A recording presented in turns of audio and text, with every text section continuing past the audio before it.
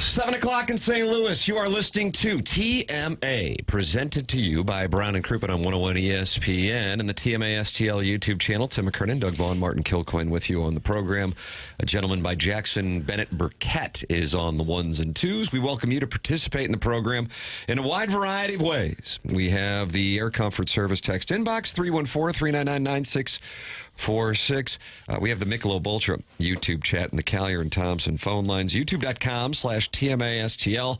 That is how you can watch and then participate in the chat with other friends.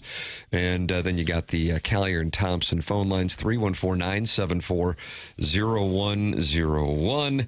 And let's see, the Mo Green, it's 6:57. Martin says, I think Tommy Fleetwood is the lead this morning. Then the redheaded stepchild says, what a bitch. That was right at 7. Just don't press push, Doug says, Doug, it's Bears week. What do you have scripted as the first 23 plays the Tigers will run? Martin's sweater vest. You have a sweater vest? I don't know that I've ever worn a sweater vest. Says, let's talk about Tommy Fleetwood. Professor Roy Hinckley says, it's a pants-optional morning, boys. I hope everyone took their favorite stepdad to the park to frolic. Boy, they're just coming in. It's game week, boys. Go Illini. So many different options. Doug, it's a Sadie Hawkins with these options. It's a Bears week. It's a leather next week. I know you're happy about Kansas's performance against Fresno State. The Tam Avenue Capital Partners gave you our first college football win of the year with Iowa State. Tommy, Fleet. I mean, fun in Tampa. Cardinals wanted it, just didn't get it. They did? Doug, where are you going? Well, I've always thought when it's a toss-up, it's the Cardinals. All right. Talk about it. Well, but maybe not today, Doug. Maybe not today. They can just get hot. I'm still waiting to get hot. And maybe they won't finish in last place. Well, they're only 4 behind the Reds, who are a game and a half behind the Mets. Yeah, 5.5 out in the wild card. Yep. Here.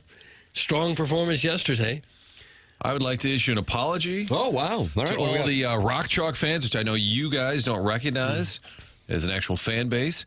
So on Saturday night, and Tim, you got tagged in this email. Did you see this? I did. And you know what I thought? Because I'm used to getting emails blaming me for things that I don't necessarily have anything to do with. I thought, poor Martin, because I got a little glimpse of your existence blaming you for programming on the 2 Fox. Well, and the gentleman did say, I'm sure you have some say in this. Mm-hmm. So we carried the Packers. And he CC'd me in on Fox 2 programming on a Saturday evening. Well, he's obviously a loyal TMA listener. We appreciate that. He was tuning into the 2 Fox to see the Kansas-Fresno State game, and the Packers preseason coverage was running over, Doug. And he said, do you have a commitment there where you have to run it? And I would say the obvious answer is, well, yes, we do. And our programming director said, yes, we have a deal with the Packers. Obviously, we do it because it makes money. Otherwise, why would we carry Packer preseason football? We wouldn't. But there's some following here.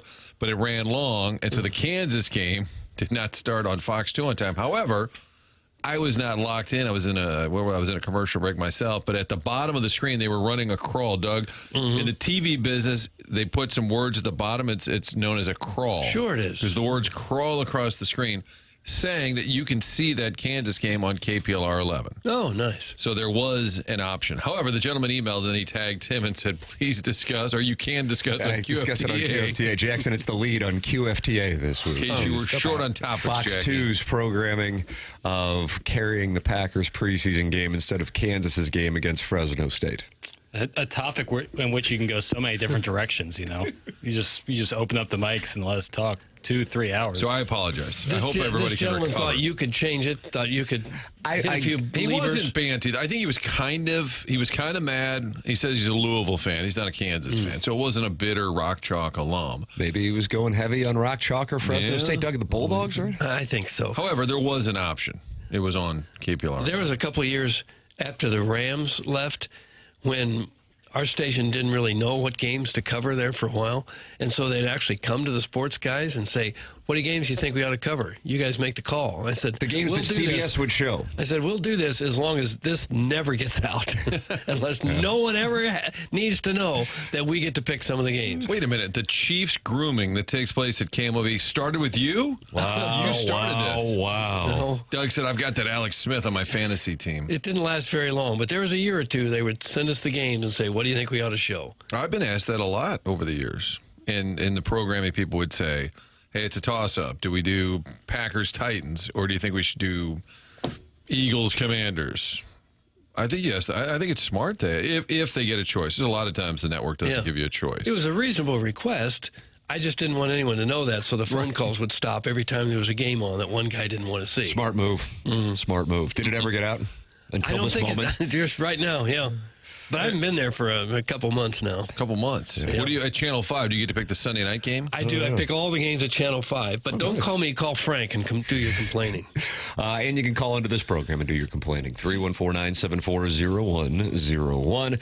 Collier and Thompson, sponsor of the phone lines. 314-399-9646. Air Comfort Service, sponsor of the text inbox. And already a large number of friends of the Feather have gathered at youtube.com/TMA-STL. 131 folks are in there talking it over. Doug, like John Scores, Mr. Pro Relief, Professor Roy Hinckley, Lex Luthor, and Captain Kangaroo. Captain Kangaroo, Bob Mr. Green Keeshan. Jeans. Yeah. Mr. Green Jeans was his sidekick. Lover. And they had Mr. Moose on there and Bunny. They had a rabbit named Bunny.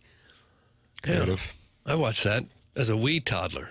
I like that. Wee little toddler. As a wee lad. Yeah, that hadn't been on since maybe the early 60s. Fine program, though. Fine show. Matthew Liberatore gets the loss as the Cardinals sit through a 4.5-hour rain delay following an off day on Saturday because they got cut by an NFL preseason game. Wow, a Jim Dandy at a minor league ballpark as the Cardinals remain 5.5 games back of a wild card spot in a watered-down Major League Baseball postseason as the sport tries to stay relevant. What was that little sound there at the end? I was reading it off the prompter. Okay. I would imagine on a getaway day for a team, sitting through a 4.5-hour rain delay would make you not feel like playing baseball, and that was indeed the case. It reflected that in the performance. Yeah, they didn't care much. Just get out of here.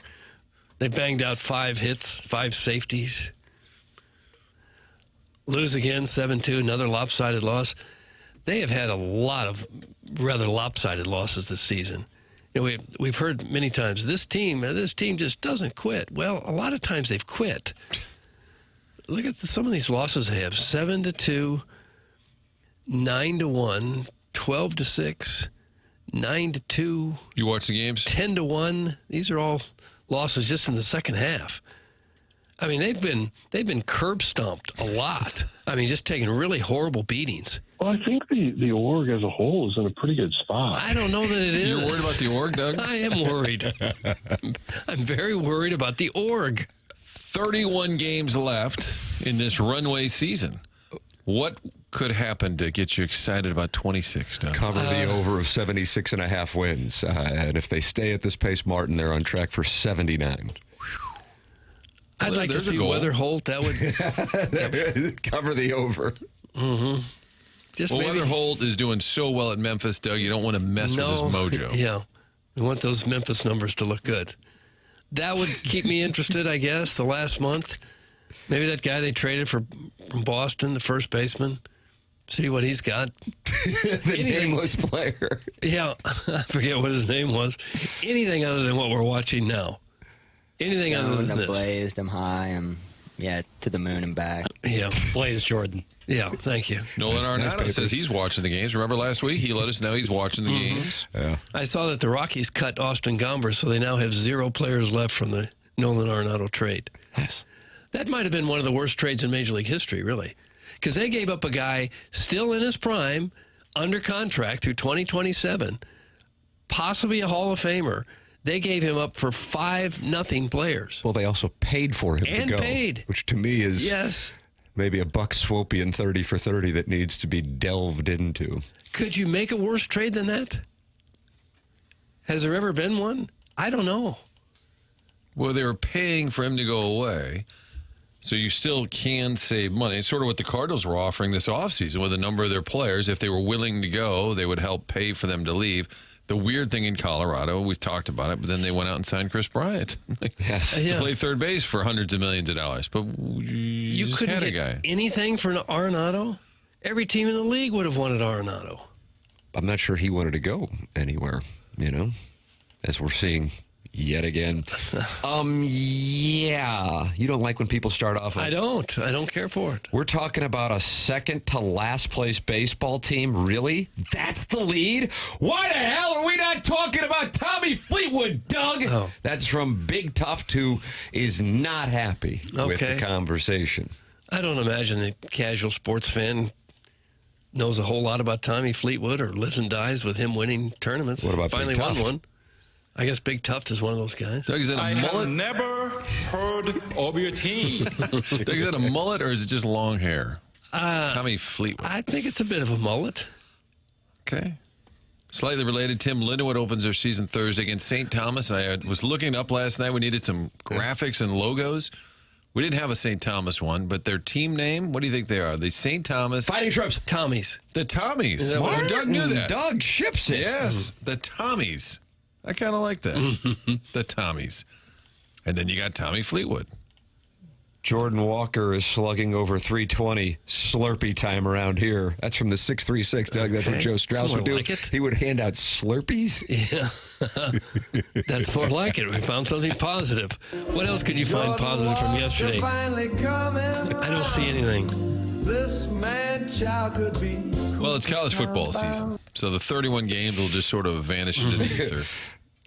Yeah, this particular gentleman is turning his attention to football, and there was no better way to start off the season than Iowa State and Kansas State getting together in Dublin. Huh? Well, it was a good game. It's Jim Dandy. Yeah. You like a slick field? Yeah. Anthony Beck's son led Iowa State to a late win there. Yeah. And then you had a brawl in the stands.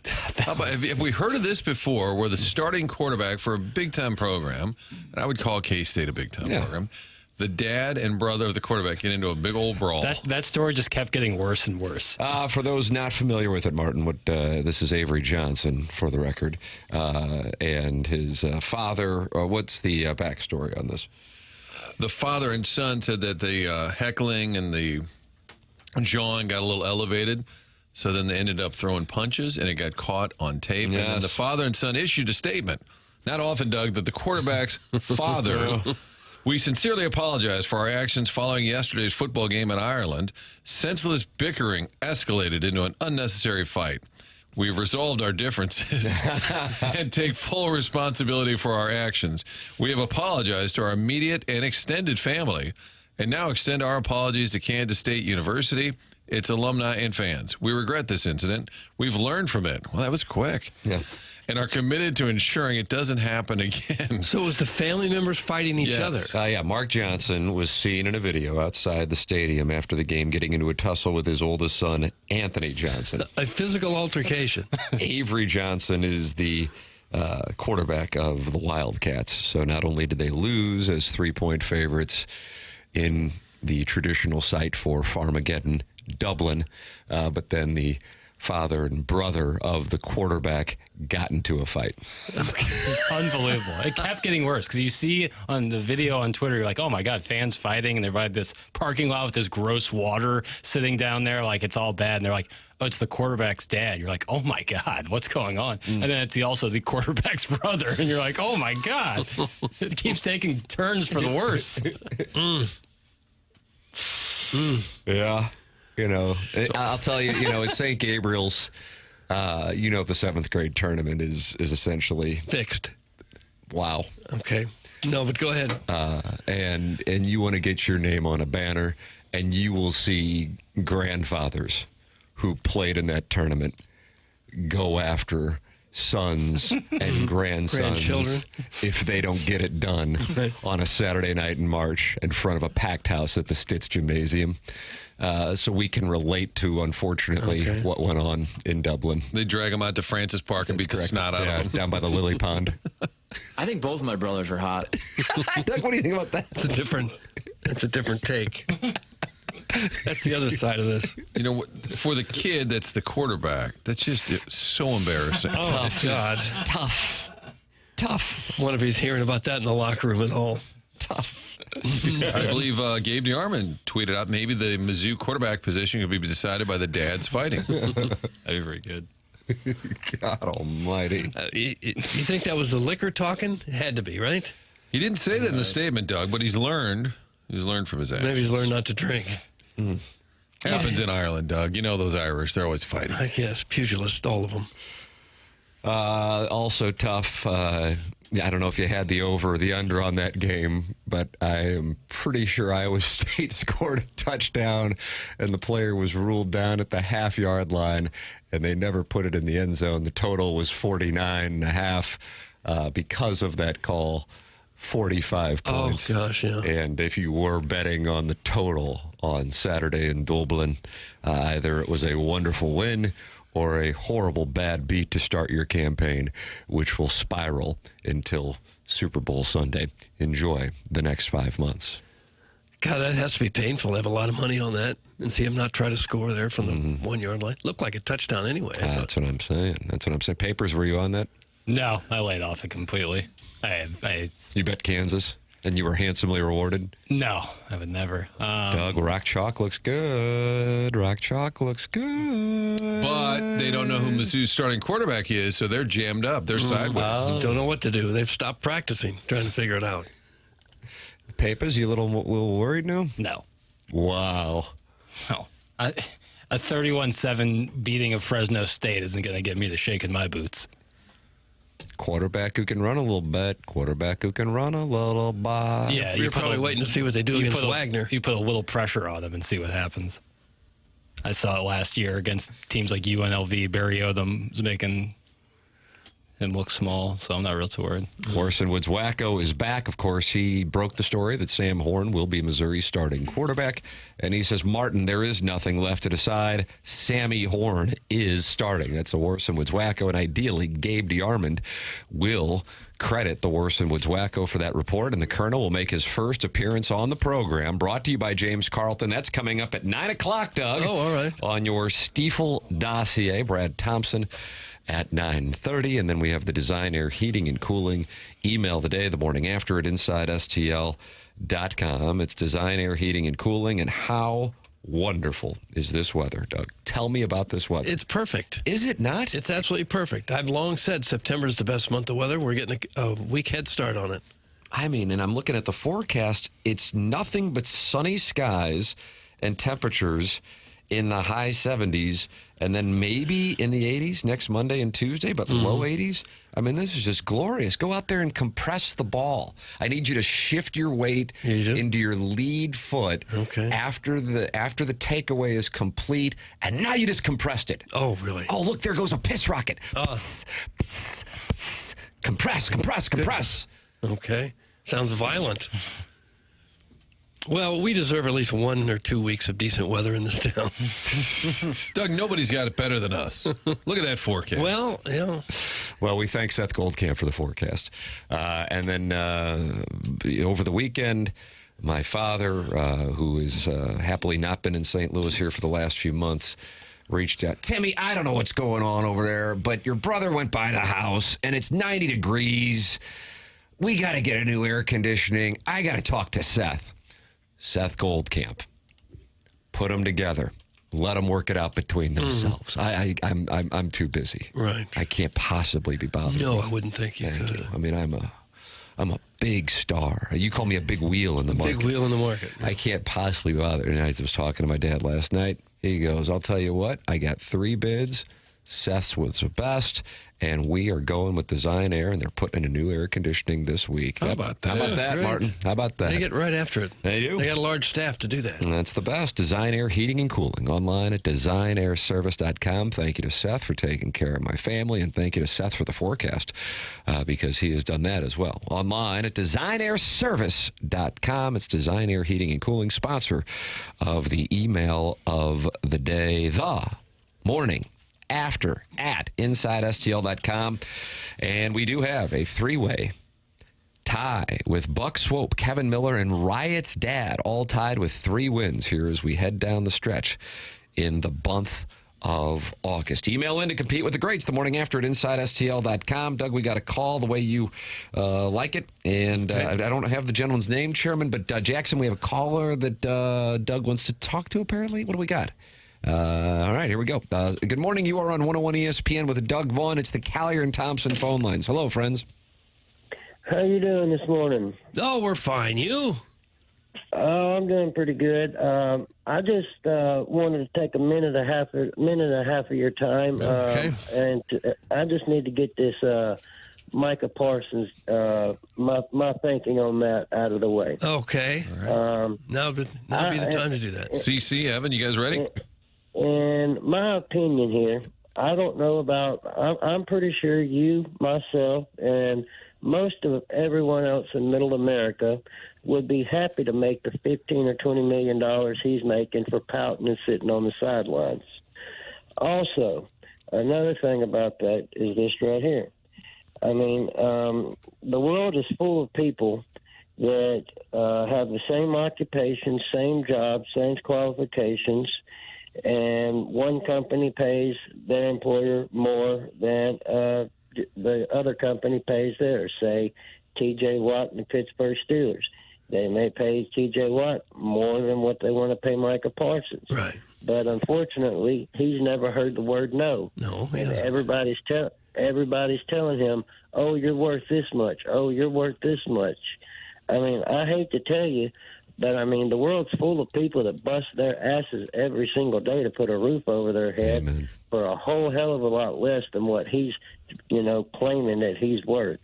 And I'm sick and tired of all these former athletes acting like he's getting picked on. Like, oh, Jerry got a 26-year-old in there and took advantage of it. Minute and a half. Tell the world. It's caller, you are at a minute and a half. You said you wanted a minute and a half. I'm sorry. Do you need some extra time like in soccer? I can just invent some time.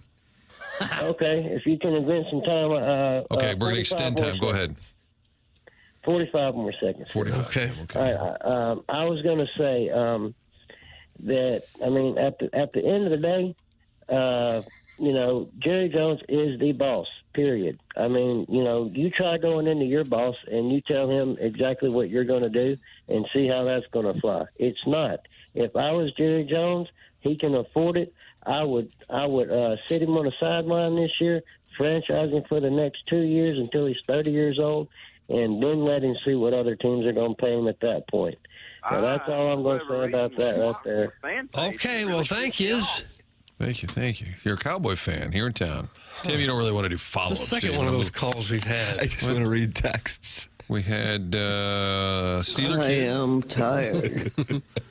And what was last week's? That was NFL related. Tim, you turned me on to that America's Team on Netflix. Oh, yeah. I can't stop watching it. Isn't it the best? It's fantastic. It is so well done. It really is. It was my son's birthday over the weekend. My in-laws were over, and my mother-in-law, loyal listener of the program, said to my wife, have you been watching that show with Tim? And she just, at least I'm trying to get her to watch Hunting Wives over and over and over and over again.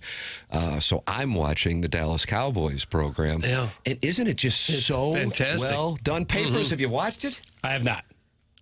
It's right up your alley. I'll check it out. Just because it's so well done. I wonder how many hours, how long it took them to get all that video together. They've got video of everybody. It's on Netflix, and it's refreshing because it's 30 for 30s before 30 for 30s went off the tracks. I saw a shot of Bernie Miklasz in the crowd at one of the news conferences. Oh, is that right? Lisa I missed Ann's that. name got brought into it last night. How did you explain that for your kids? The kids weren't watching. I made them go up to go to bed.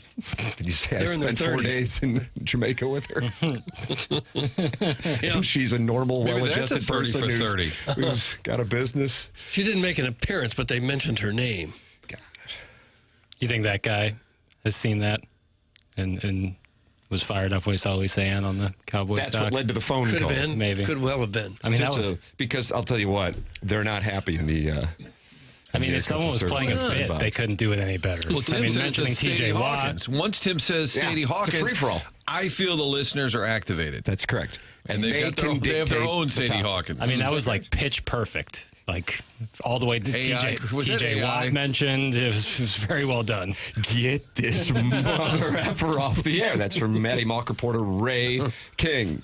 This may be the only caller in the history of the show that I would ever tell to go drink bleach. So the prosthetist has been very careful. Okay. But this is the one that he is going to use it on. Alan Dadeville says, I wondered if this Parsons thing was a bit, but this Hill Jack isn't created enough. This guy absolutely eats meatloaf and full-bodied Coca-Cola for breakfast. That's from Alan Dadeville. And Jackson, now he's going after you because you love a good loaf. I do, maybe not a breakfast loaf, but I like full-bodied Oh, you remember Coca-Cola. breakfast loaf? No. Not Diet Coke, not Coke Zero Sugar. Full-on 50 grams of sugar. You think very many people in St. Louis are really concerned about the Micah Parsons contract situation? What about him laying on the table during that preseason game? How disrespectful is it to the hardworking people who are out there just trying to go paycheck to paycheck and loving the NFL? And he's making $15 million a year? Yeah. And he's going to lay down on the sidelines while I try to feed my family? 314-974-0101. So you did take that money to be a social media guy for the month. I did. It's just getting warmed up. I think we just listened to Don LaGreca's opening segment. Putting on the oven mitts. Those takes were Getting so hot in here. Brian Schottenheimer said he would talk to him about why he was lying down. He said he wasn't sure why he was lying down, but they haven't had a chance to talk about it yet. We'll get right to that. It's almost as if the Cowboys enjoy this, Doug. Oh, I think they probably do. Yearly drama. They like being in the headlines all the time. Yep. Cut the football crap and talk about Eric Fetty. That's from Little Beer Cat's Cuckstool. Is he still getting start somewhere? No, he was let go by the Braves. Yeah. Because they realize after a certain amount of time, that's enough. So there is a moment when you can say that if you're a big league team. You have the right to say, okay, that's enough. He did go from a pitcher that was fairly decent a couple years ago, and somewhat in demand at the trade deadline, to completely cut a year and a half later. That's pretty quick demise. Well, that's why we just kept putting them out there. Get involved on the program. So many different ways to do so. You can call in, talk Micah Parsons, 314-974-0101. Text in your disdain for the calls about Micah Parsons, 314-399-9646. Then you can go into that Michelob Ultra YouTube chat with 194 friends like Howard Thompson, hamburger and egg on a piece of toast. And Doug, Captain Kangaroo is really active. Really? This morning. What's he saying? Let's see. Tim is screaming like Mad Dog now. I don't think I can do that. He gets hard to keep that up. exasperated. Like, Yeah. what was the issue, Jackson? He wanted his son to be able to have. You mean to tell me that Jose Buto can't come on? It's entertaining, but if you peel it back, you realize exhausting. he's mad because his son wasn't granted an interview on his show in Florida. But he pretty much talks like that all the time, doesn't he? You mean to tell me that Tyler McGill can't come on for he might be in Syracuse to start the game? He's out of breath now. That's the exasperation I can't duplicate. I'm working on it. I have to tell you, having been on a Super Bowl shuttle bus, listening to him and Gil Brandt argue about who was Hall of Fame worthy, I think it's kind of who he is. Yeah. He was screaming at Gil Brandt on this shuttle van about who belonged in the Pro Football Hall of Fame. I think it's him. Like Francesa, when you listen, that seems to be Mike Francesa. I buy into that. He's really like, if he, I'll be done. There's frozen pizzas available. Who knew? Like, he's truly. They've both been at it so long, I don't think you could fake it for 30 years. You mean to tell me that? No. Hold on. Uh-oh. If I said Ichiro, are you no doubt first ballot? In what sport? The program is called TMA. It's presented by Brian and Crouppen and 101 ESPN and the TMA YouTube channel.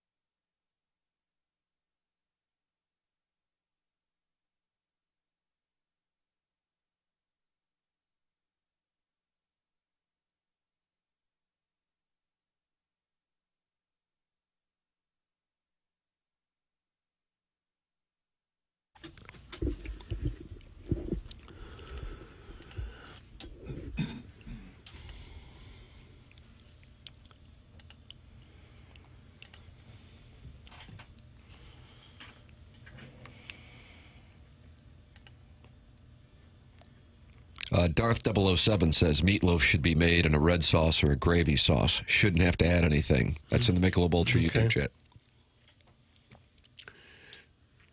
Think about that. I am. I'm thinking about it, so give me some time. What do you like Just on going to your reflect loaf? a while. What do I like about a loaf? No, on your loaf, boy. A little ketchup, maybe? Catsup. That wasn't an option. They said the red sauce or the gravy. What's red sauce? Like marinara? But I don't think the Hard meatloaf pass. red sauce is a marinara. I think it's gravy all day. Come on. What are we doing here? Well, we don't talk enough auto racing on the show, and I know that might be what could bring Charlie Marlowe in, Martin. Probably, actually, it might. But I got a chance to do a little bit this weekend. I hope it doesn't come off as a humble brag. You did the racing? You go over to Monte Carlo and drive F1? Fenton, swing around Funtown. Oh, yeah. And I got to tell you, because I would switch on and off between my sons for my son's birthday party, I really got to know that track. Did you? And with the older son, we would try to take down that checkered flag. Would you? Does he get to drive or do you? Well, he's taller than me. You know, he's 7. Can he drive a go-kart? He probably can now, right? No. Sir, if you can't reach the pedals, let the kid drive. So on the final lap, Doug, there was a lady, I think a grandmother, who also knew the track. It was very competitive. Did you hawk her down? And I was going on the inside because, again, I know that track at Swing Around Funtown now, and why I bumped her.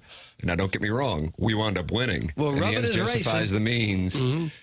But she was enjoying a little tobacco. Oh, was she smoking? Mouth tobacco or Like a zin? no, like a She was hammer? smoking while she was driving? The dangling dart you were downwind of. And she was with what I would imagine was her grandson. I suppose great-grandson's also probably live if you just think about it. And she was none too pleased with the aggressive driving style that I employed. But I think it has earned me a spot after that performance at Swing Around Funtown and the controversy that ensued, kind of like the scuffle following the K-State, Iowa State game. Maybe an interview with Chuckles Marlowe, Martin. I will make myself available as an exclusive for Charlie's podcast because, Doug, once you win at Swing Around Funtown, I think the next step is going racing. Yeah, I would say. So she yelled at you when it was over? None too pleased. I mean, a death stare. Really? She wanted that checkered flag for herself. I saw the inside line. I had to take it. Yeah. I do. And you just bumped her out. It wasn't my intent, but again, what are we going to do? Lose? So That's not in your DNA. Thank you. she was enjoying a dart while driving. What else are you going to do? That's wild. And did you say it or mutter it? Little less meatloaf. You might have caught me. Yep, see, it goes back to the loaf. I'd like to see some NASCAR drivers smoking while they're racing. It didn't seem very easy. Like, you can't take your hands off the wheels, so I guess you're just perma-dragging Have to it. stay in your mouth the whole time. Yeah, God, you're like huffing it like it's oxygen. I think in the old days it was a little more plausible. The Yeah. Dick Trickle world. Dick Trickle. Now they're all really fit and they're athletes, and it's not as exciting as the guys who look like they probably were. All right, let's go. See ya. Especially around, it's always best to have a lit cigarette around all that gas and all that oil. Doug, it looks like they're ranking the speed of the cars at Swing Around Funtown in the Michelob Ultra Oh, I like YouTube that. chat. Oh, so others have been there as well. Sometimes Numbers you got or to wait a colors? little bit. You got to wait for a round or two before you get in there. Better believe it. You know, I went to several birthday parties there myself. Yeah? Greg Vaughn loved it. All the Vaughn boys loved it. And then they wanted to hit baseballs, and they wanted to play miniature golf, and then they wanted to go inside and do the arcade. Enough already! You want them out of there? Yes. What would you prefer them to have done? Hit baseballs. Sit and They stare? got pretty good batting cages. Yeah, I know. Tim, do you put a little adhere or affix a little bumper sticker when you're going to drive there, and it just says "Suck it, Doug"? You just have some TMA branded bumper stickers, so that gal with her meatloaf could see you. Tim, my son and I dominated the competition there the other day, too. My son and I challenge you and your son to a race. I will ultimately let you win, but we do challenge you. Doug, that's from Ray King. Huh. Now, did you drive as fast as you could go with the 3-year-old in the car, riding shotgun? Took a leisurely pace. Just okay. Pray you don't get hit by some That's correct. angry mother smoking darts. But with the 7-year-old, it's pedal to the metal all the way around. That's correct. Okay. And again, took the inside lane. It was the right move strategically, but wound up bumping the grandmother with the dart off the track, and it was right off the track you knocked her. Well, off her track. She Wow, didn't go aggressive. flying out into Gravway Bluffs. Then she might have a real beef. I enjoy when a 14-year-old kid is in charge and he's just standing out in the middle. He's probably tatted up. He might be smoking a dart. That's, hey, watch it out there. Yeah. And you're 40, 50 years old, and the kid It's is always telling great you. too when they just come over and they just kick free whatever go-kart is stuck Yes. on the side. They just kick it loose. Yeah, we were getting on with a 3-year-old and the young gentleman who was in charge of the go-kart races goes, "Sir, I'm not sure about the height." And I go, "Oh, so you're a texter?" Yeah, that was aimed at you. Yeah. And he goes, and he pointed at the 3-year-old. Oh. Said, "Oh, he's been on this thing 3 times already, brother. We're good. We're seasoned veterans. Just keep that grandmother away from me." Tim, that was my grandma. The old bag deserved it. That's from Mr. Nipples. Old bag. Tim modified the muffler of the go-kart so it was loud. That's correct. That's kind of an old money thing, though. Mm-hmm. Yeah. If you're playing log cabin, you're going to hear some mufflers. Yeah, by all means. If there's any muffler on there at all. Thank you. Or the trucks the giant plumes of black smoke that come out of the back of the truck. We see that a lot. It's really good look. It's really cool. That's on Conway, though. It's what a lot of other motorists love to see. Let's see. A nice game of skee ball after racing is the way to do it, Doug. That's from Captain Kangaroo, who's having a monster day. They've got that. Michelob Ultra YouTube chat. Mm-hmm. Well, and then later in the evening, we went up to what used to be Mission Taco, but because of litigation, it's now Session Taco, and enjoyed some skee ball. So yeah, I did. I had a big day. Lots of skee ball. Lots of skee Any ball. pop a shot? I can't reach to get it over the line. Oh, that's right. Sorry. Didn't mean to bring that up. Pulling up the stool would have been Ball's too big. Yeah, ball's too big to shoot it. That's correct. You're welcome to get involved in the program. 314-974-0101. Collier and Thompson phone lines. 314-399-9646. Air Comfort Service, text inbox. And then, of course, you can participate in the conversation at the Michelob Ultra YouTube chat, where 218 friends now are gathered. YouTube.com/TMASTL. Your Stiefel dossier reads as follows. 101 ESPN has the traditional 8:15 interview on Monday with Chris Kerber. At 9 o'clock, James Carlton presents the Colonel, Gabriel P. DeArmond, as Missouri gets ready to take on the Bears of Central Arkansas. At 9:30, Brad Thompson. And at 10:45, the Design Air Heating and Cooling email of the day. Doug, Eli Drinkwitz is going into more detail on not going into more detail on the quarterback decision. Okay. Here is the head coach of your Missouri Tigers. All right, hit the lever, please, Pale. I feel like both of them need to play football. I think they both demonstrate the ability of toughness, preparation, decision-making, accuracy, and leadership in a practice setting, but that doesn't mean they've done it in a game setting for us.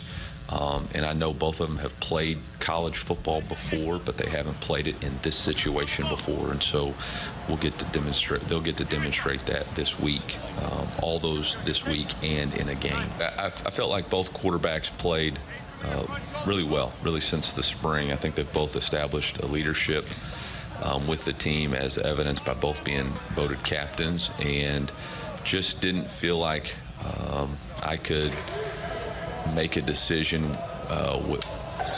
without a little bit more information. And I didn't want to rush the decision. I think the decision of the starting quarterback for me personally is something that I'm going to have a lot of conviction about. And I felt like both of those guys, like I said, have played winning football throughout camp, and I have a lot of confidence that both can execute at a high level.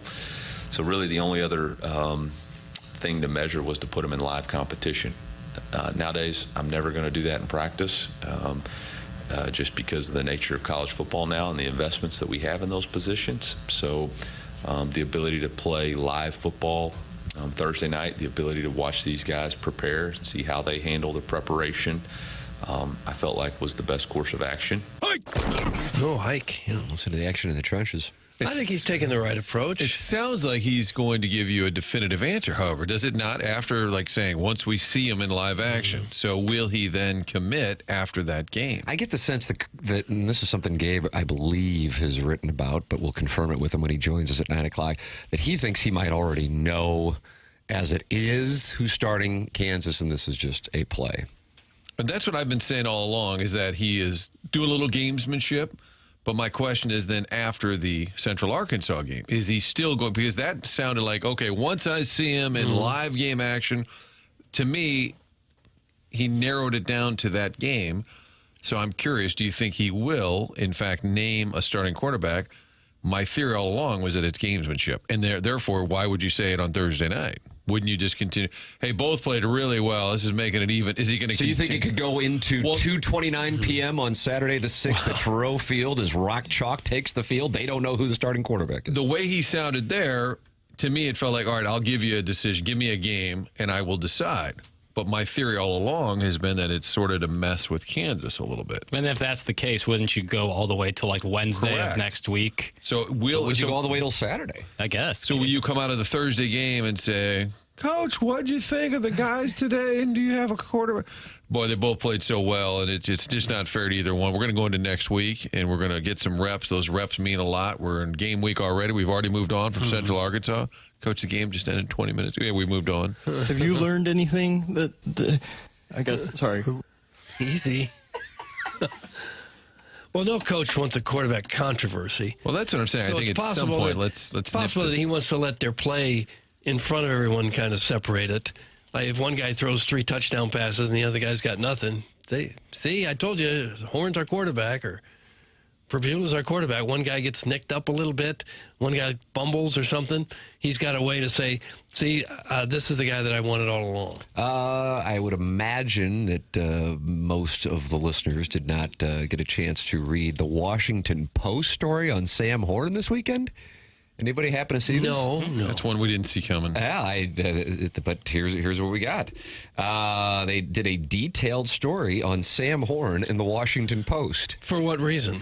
The title of the article, Doug, he is in an SEC quarterback battle. He also just signed with the Dodgers. And they talk it over with the Dodgers about the decision-making of signing a 17th round pitcher. And talk with Horn's agent. Horn was not available for the article because he is in a quarterback battle, they said. So you can be the Washington Post, Martin, and you still can't I feel get better. access. All right, I just felt better. But in the article, and I think this is it's kind of like when we talked to Mazalak. It's an interesting interview. The newsworthy part was his Weatherholt comments, where we kind of go, oh, God, I don't think they're going to call up J.J. Weatherholt this year. In this case, I thought the most newsworthy part of this article is the following. But because Horn is playing college football in 2025, he is also able to earn money at Missouri, where the Tigers will pay him in the low 7 figures for the coming season, according to multiple people familiar with his latest deal. So I had been operating on the premise that if Horn were to win the starting quarterback job, it would be indicative of how great he had played to pass the guy who Missouri went out and paid 7 figures to in Bro Purbuella to get him to go from Happy Valley to Columbia, Missouri. But per the Washington Post, and I would imagine it was Horn's agent who was the anonymous source, Sam Horn is also making at least $1 million to be Missouri's quarterback this year. So Missouri has 2 7-figure quarterbacks on its roster. How about that?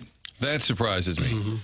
Because he'd been in place, whereas the big money Purbuella, you had to recruit him. Come on, please come here. You're chasing somebody as opposed to somebody who's already there. committed to the program. But good for him. I am surprised at that number. Yeah, it's hard to believe you got to pay $1 million to a backup quarterback. So in the article, they said that probably made maximizing his MLB draft bonus less of a consideration for him. Instead, Horn could sign with the Dodgers now, locking in a pro baseball opportunity when he's ready for it and not worry about going higher and making more in a future draft when baseball teams would not have to worry about the risks of him playing more football. The Dodgers, on the other hand, were comfortable with Horn continuing in football because he was such a late-round selection. Their risk assessment worked on a sliding scale. MLB.com reported that Horn signed with the Dodgers for just under $500,000, a value in line with the 144th pick, not the 525th, which he ultimately was. Again, this is a story about ridiculous athleticism and the leverage that comes with it. So that is what the story is about a dual sport athlete in the college changing landscape of NIL economics. Mm-hmm. It's pretty crazy to think he could get to about $2 million here, not that far off, and haven't done really anything, right? I mean, been injured, been a backup, and yet you could be walking away from a college career with close to $2 million. He's only played a handful of snaps for Mizzou. What is it, 8 passes? What is his career? I think it's something like that. And if he loses the starting job and doesn't play at all this year, he'll still be a millionaire. Yeah. Yep. That's good work if you can get it. He is dug in his career. You remember back in 2022, he had 2 attempts incomplete. 2023 he was 3 for 6, so he's 3 for 8. That's better. You can't start Horn. You can't have a quarterback wearing number 21. What a jackass. Hey. So the 314 and Doug, they're not happy about his number. I got to say, I kind of agree with that. It is weird. That 21 bothers me. I have to be As a really quarterback, is that Dexter McCleon, Martin? Oh, Dex out of Clemson? Was he the 2nd-round pick after O'Pace? John Hadle was a great quarterback. He wore 21. I hate that number. I do for a quarterback. I bet he has a reason why he wears it. I'd be very curious to that reason. Dexter McCleon, I already gave you the reason. You think it's Dex? Yep. And he was beaten by Troy Smith in Super Bowl 36. Am I right on that? I forget. Was it Troy Brown? Troy Smith played at Ohio State. Troy Brown, maybe. That sounds about right. Sam Horn wears 21 because his birthday is August 21st. Not a good enough reason. And Jackson has just struck down the reason. Your own birthday? What? Yeah, that's odd. 21, I thought it was like to honor somebody. 21, that number is best suited for what? I think cornerback. Yeah. Deion. He was 22. Deion Sanders? 21. Was he 21? Yeah. Okay, I thought he was 22. It is a bad look for a quarterback. What if Eli says, based on the number he's wearing, we had to go against him? God, that would be I wish he would just say puzzling. that. That'd be funny. He's clearly the better quarterback, but he wants 21, so we're going to bench him. It's going to be Prabula. He won't be great. Zollers will be playing by the end of the year. Thanks. Harrison's brother, Master Martin, not happy this morning. About anything. About anything. You're welcome to get involved as well. So many different ways to do so. The TMA YouTube channel. Just open up the app, type in TMA STL. The next thing you know, you're in there talking it over. And it's brought to you by Michelob Ultra with 237 other listeners like Steve Gottsagen's teleprompter and old Bill Reloaded, Doug. They're in there talking to the Walrus King. Then you got the Air Comfort Service text inbox, 314-399-9646. And call in and talk Micah Parsons, 314-974-0101. That is another way you can get involved. Tim, fun fact, Dexter McCleon Jr. is the #1 baseball prospect in the country. He throws 95 at 15 years old. Martin, are you aware of Dexter McCleon? I assume this is his son, who apparently is the #1 baseball prospect in the country and throws 95 at 15? Holy. Oh, my God. Yeah. I was not aware of that, but I think Dex himself was a baseball guy. Makes sense. He's 6'3", 200 pounds. Class of 2028. Time for Dex to come home. He could be a true son. I read a story about Jim Brown over the weekend. In high school, at Manhasset High School, I guess that's in New York, he averaged 15 yards a carry as a running back, scored 39 points a game in basketball, and threw 2 no-hitters in the baseball season. My goodness. Not a bad high school career. Couldn't have played at St. Gabriel's. No, I couldn't imagine that he would have made it there. Yes, thanks for saying that. Probably why he went to school where he did. Got to get as far away from St. Gabe's as he could just to get some PT. Prabula is going to be the Jaden Daniels we missed out on. That's from the Bridgeton landfill fume huffer. Rational. I don't know about that. Jackson, you don't see Cole Pavula turning into Jaden Daniels? Maybe. You never know. Nice. But I don't. But for someone to say like they know, I think would be disingenuous. Be a big miss for Penn State not to have seen that talent. Yeah, I think I'm more intrigued by the Worson Woods Wackos reporting than anything. Yes. As far as this whole story, because somebody is just, they've doubled and tripled down on it. Yeah. I'm fascinated. I am now booking my flight to Miami for the game on January 19th, Doug, in which Missouri will play for the national championship. Oh, they will. And they will be taking on the Notre Dame Fighting Irish. Oh, that'd be fun. If they're going to play both quarterbacks against the Fighting Shrubs of Central Arkansas, thank you. I would hope they go one quarter with one guy, the next quarter with, instead of going halves. Right. When it's 30-3. Yeah, the second same. Because Horn has had opportunities in the second half of these kind of early tune-up games, and he just hands it off over and over and over. And you might be playing with a second string then, too. Right. Like Doug, the players on Central Arkansas, do they get a scholarship? Hell, they's on scholarship, too. How about that? Maybe Scottie Pippen will be on the sideline just cheering them on. Could see it. On their basketball court, it's like the Scottie Pippen court, and the signature on the court takes up the entire thing. It's like from three-point line to three-point line is Scottie Pippen's That's signature. a little much. It's a little much. But he is their biggest claim to fame. Yeah. Who cares what number someone wears? That's from Mr. Pro Relief in the Michelob Ultra YouTube chat. I do. I care. Looks goofy. So you will cheer for Kansas because Sam Horn is wearing 21? No. They could all wear number X, and I'm still not rooting for Kansas. Okay. But it's like odd. And if it was, like I said, if it was to honor somebody, I may be like, okay, I get it. But now that you found out it's his birthday, it's honoring yourself. I'm not sure I've ever seen it seems McKernan coded. Have you ever seen a quarterback wear a number higher than 21? Yes, a Michigan quarterback years ago wore like 99 or something crazy. There was a Michigan quarterback in the last 10 years who wore a really high number, and I always found it odd. But I think he was honoring somebody. Devin Gardner wore 97 at Michigan. Yes. And that looked really weird. He looked like a defensive lineman as playing quarterback. And BYU is starting a quarterback this year that'll be wearing 47. Oh, yeah, that's bad. What are we doing here, folks? Ryan Ludwig. Well, that's right. Brass Monkey. Yeah. The program is called TMA. It airs on 101 ESPN and the TMA YouTube channel. This is The Morning After, presented to you by Brown & Group on 101 ESPN.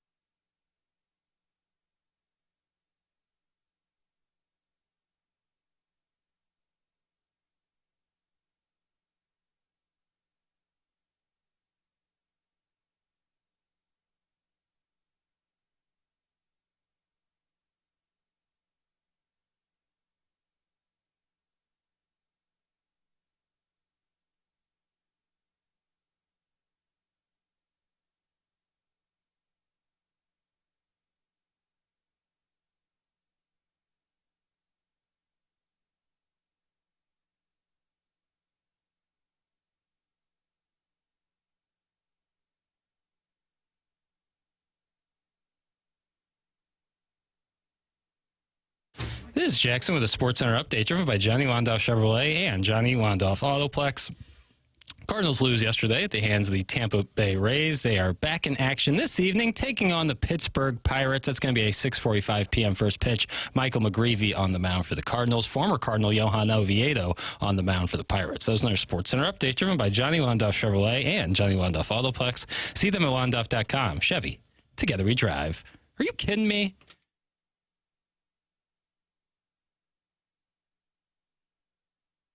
We get to the playoffs this year. Gabe gonna take off that shirt, you hear? Mizzou Nation gonna be running wild like that cigar drink Tiger style. Suck it pundits if you think we done. We gonna be your number one. Like it or not, Mizzou in the playoffs. No questions asked, no trade-offs. What you got for us, SEC? No cred, no props, what'll it be? Try to hold down those Tiger paws. We'll smack you so hard you'll be eating with a straw. Go ahead and keep putting us down, but just look out, we coming to your town. Ain't gonna be there for a social visit, gonna smack those chops. Yeah, boy! Gosh. Oh, yeah, boy! Yeah, boy. I didn't hear the part about Gabe taking his shirt off. We got to clip that up. How can you not be fired up for Thursday night after hearing this? Are you going to the game? No. No. It's my son's back to school night. Oh. My wife is headed to San Diego for the weekend. Oh, it's the big Whitey Castle weekend. Oh, yeah. White Castle Thursday night, Pizza Go-Go Friday night, Dealer's Choice on Saturday night. Okay. Meatloaf? Might get some loaf. I wouldn't get the loaf. That's the Fisher Window and Door Store 8 o'clock hour here on TMA 101 ESPN. The show is presented to you by Brown and Crouppen. Tim McKernan, Doug Vaughn, Martin Kilcoyne with you. Little Jackie Papers operating the ones and twos, and Gabe DeArmond will be with us.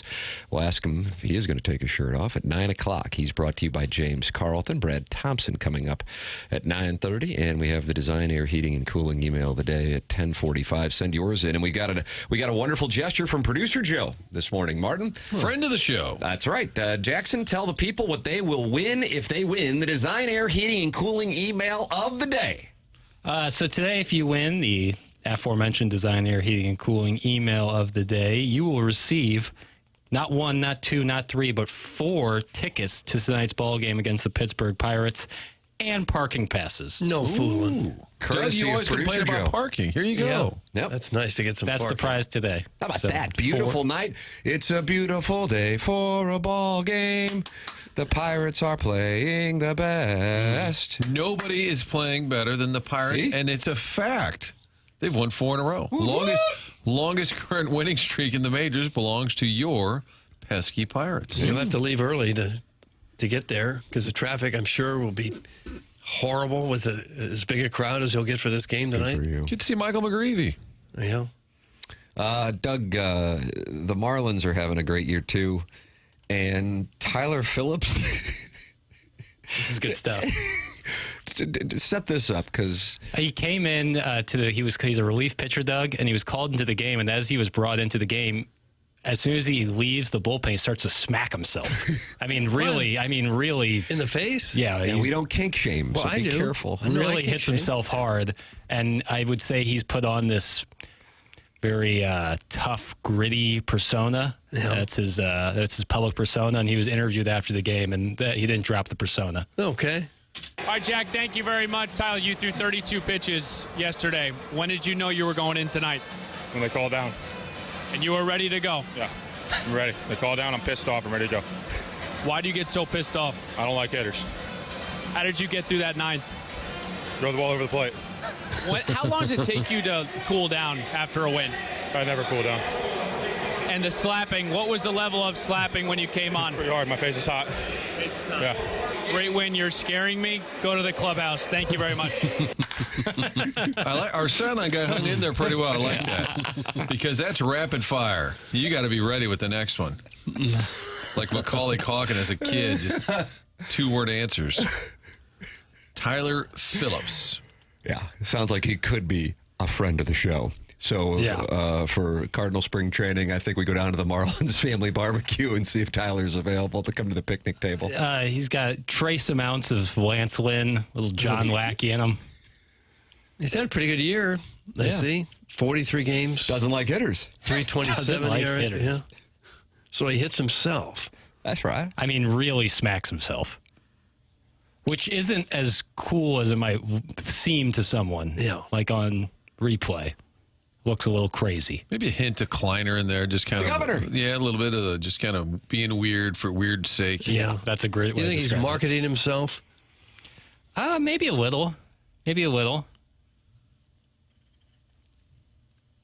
But, Well, he's just a character.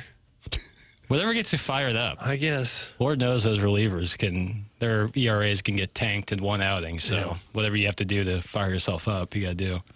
You're welcome to participate in the program. 314-399-9646. Text in.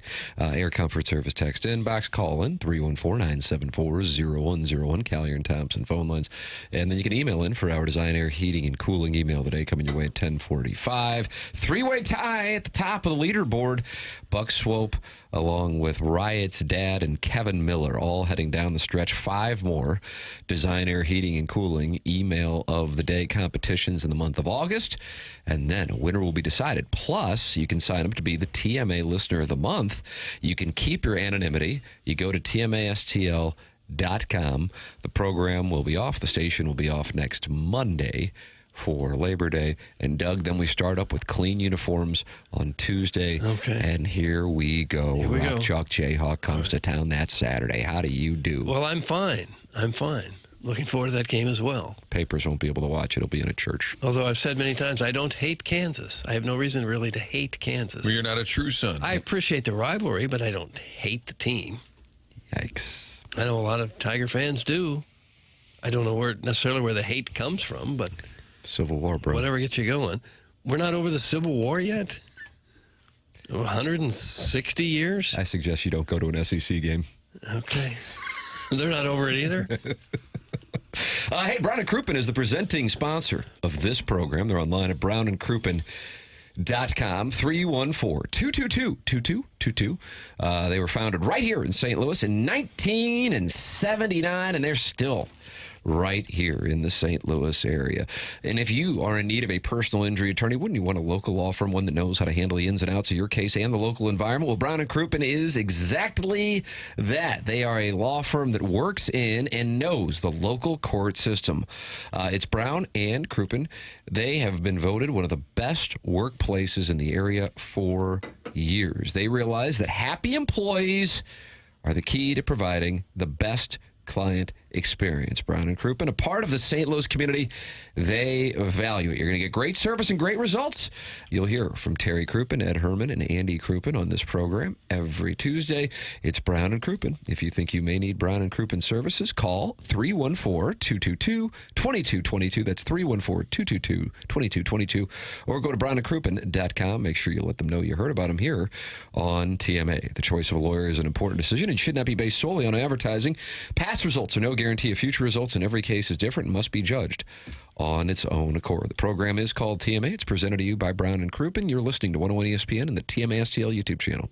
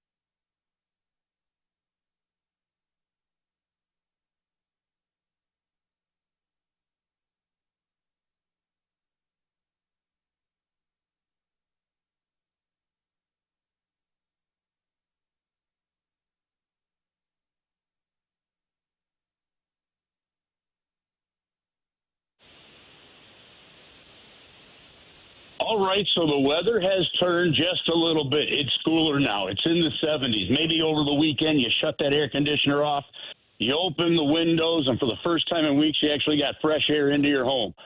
Fantastic. You know it's a St. Louis, though, right? Summer, and so that heat's going to come back. And when you go to turn that air conditioner on, maybe it doesn't fire up the same way. Maybe something's making a noise, and you've been thinking about it. Look, nobody likes to spend money on these kind of things. We get it. As homeowners, it's there. But Classic Air Care is there for us when we need to have repairs done. If you haven't had that thing maintained throughout the summer, do it now. Get it good for the rest of the summer, and you're also good to make sure that your furnace is ready to go for the winter. Those are the kind of maintenance things you can do to make sure that you don't have a massive unexpected repair bill. But if that catastrophic event happens, Classic Air Care is right there for you as well. They can get you a free quote online. They will work with you with financing, and they will make sure that your home is as comfortable as it can be. It really is just that simple, and the quality of service you get is fantastic. They've got a 4.8 Google rating. You can read all the reviews right on the top of their website at classicaircare.com. It's Classic Air Care, making people comfortable since 1926.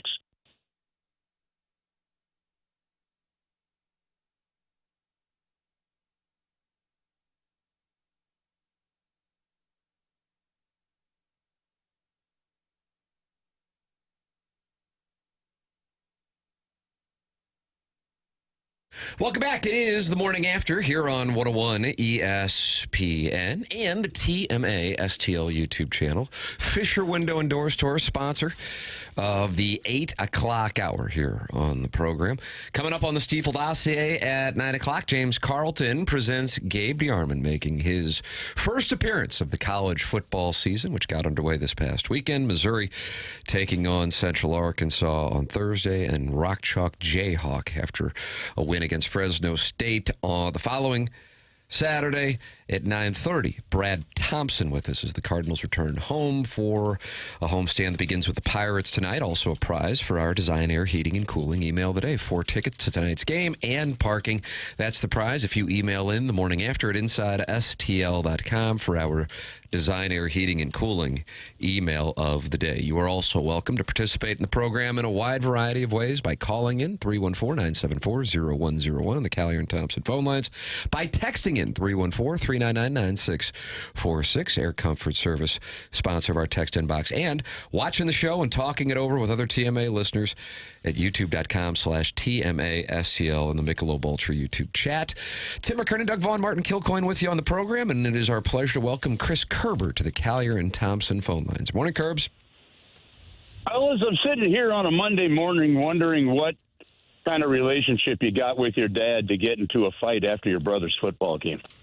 Yeah, we were talking about that earlier. That's kind of a tough look. That's like not just a tough look and just horrible for, unfortunately, the kid in school, right? But you go a little deeper and you're like, what in the heck could get the father and the son traveling over to Dublin so mad enough to actually get into a fight there? You know it's not the first time. You know that is not the first time that they've had that kind of a scuffle. It's just not possible. When you see that headline, your immediate thought is, oh, wow, some fans for Iowa State were lipping off, and then they started brawling. And No. Dad and his other son started fighting. They said it was bickering that escalated. Like, I don't know about you guys, I think, but I'm going to assume that all three of you guys are, well, four. Sorry, Jackson, I didn't mean to leave you out there, but at some point in time, right, the cliched PR apologies. I mean, when they issued their apology statement, they pretty much hit like the 5 cliches we've learned. We've apologized, all this other stuff. Like, okay, I'm pretty sure that 2 people that are getting into a fight outside of a football stadium that are relatives of one of the guys, I'm pretty sure that they are not speaking that clearly and that cleanly when it comes to an apology letter. Like, wouldn't you just love to hear somebody get up there and go, we effed up and we're sorry?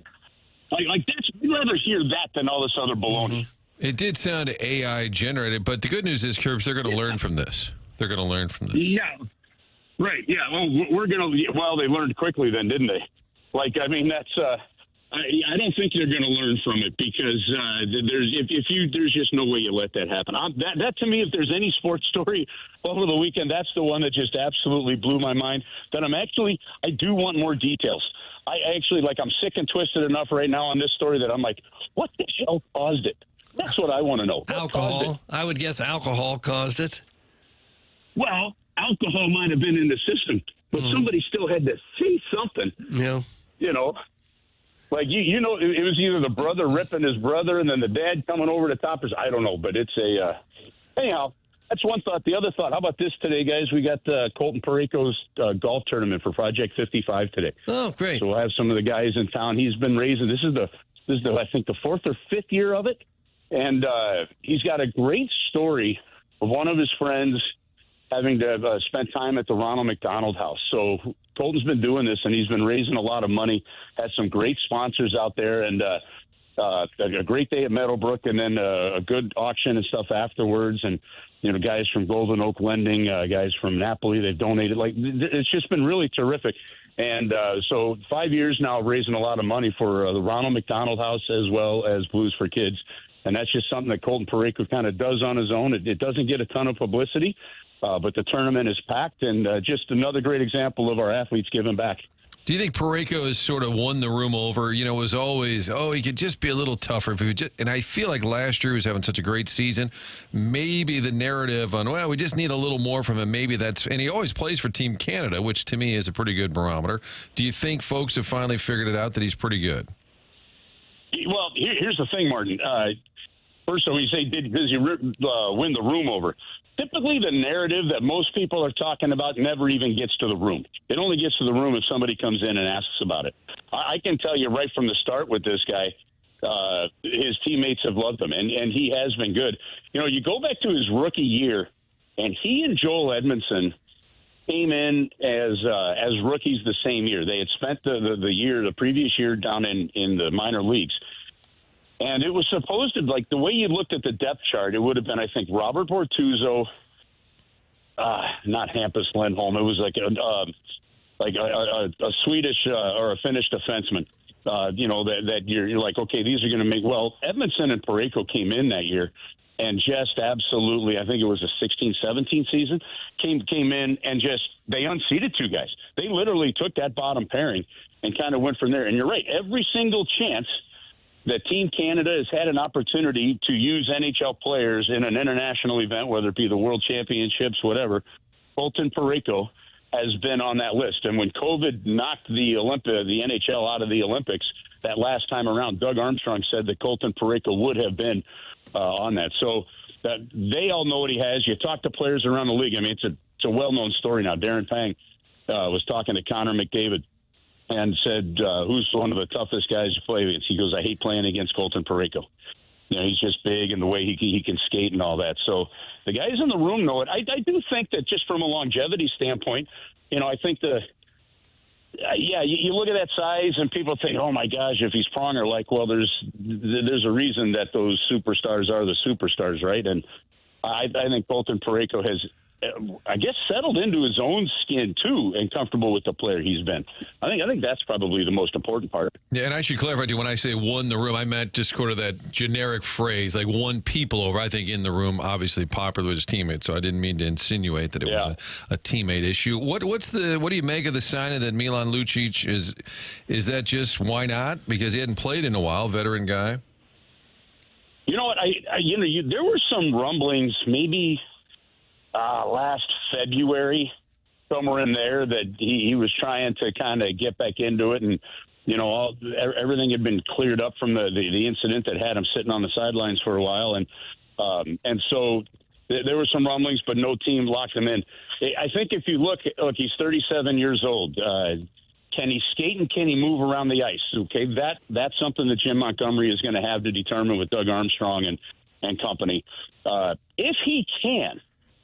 He clearly brings something that the Blues now for a couple of seasons have been lacking, and that is just a little bit of that blank you attitude in the bottom six.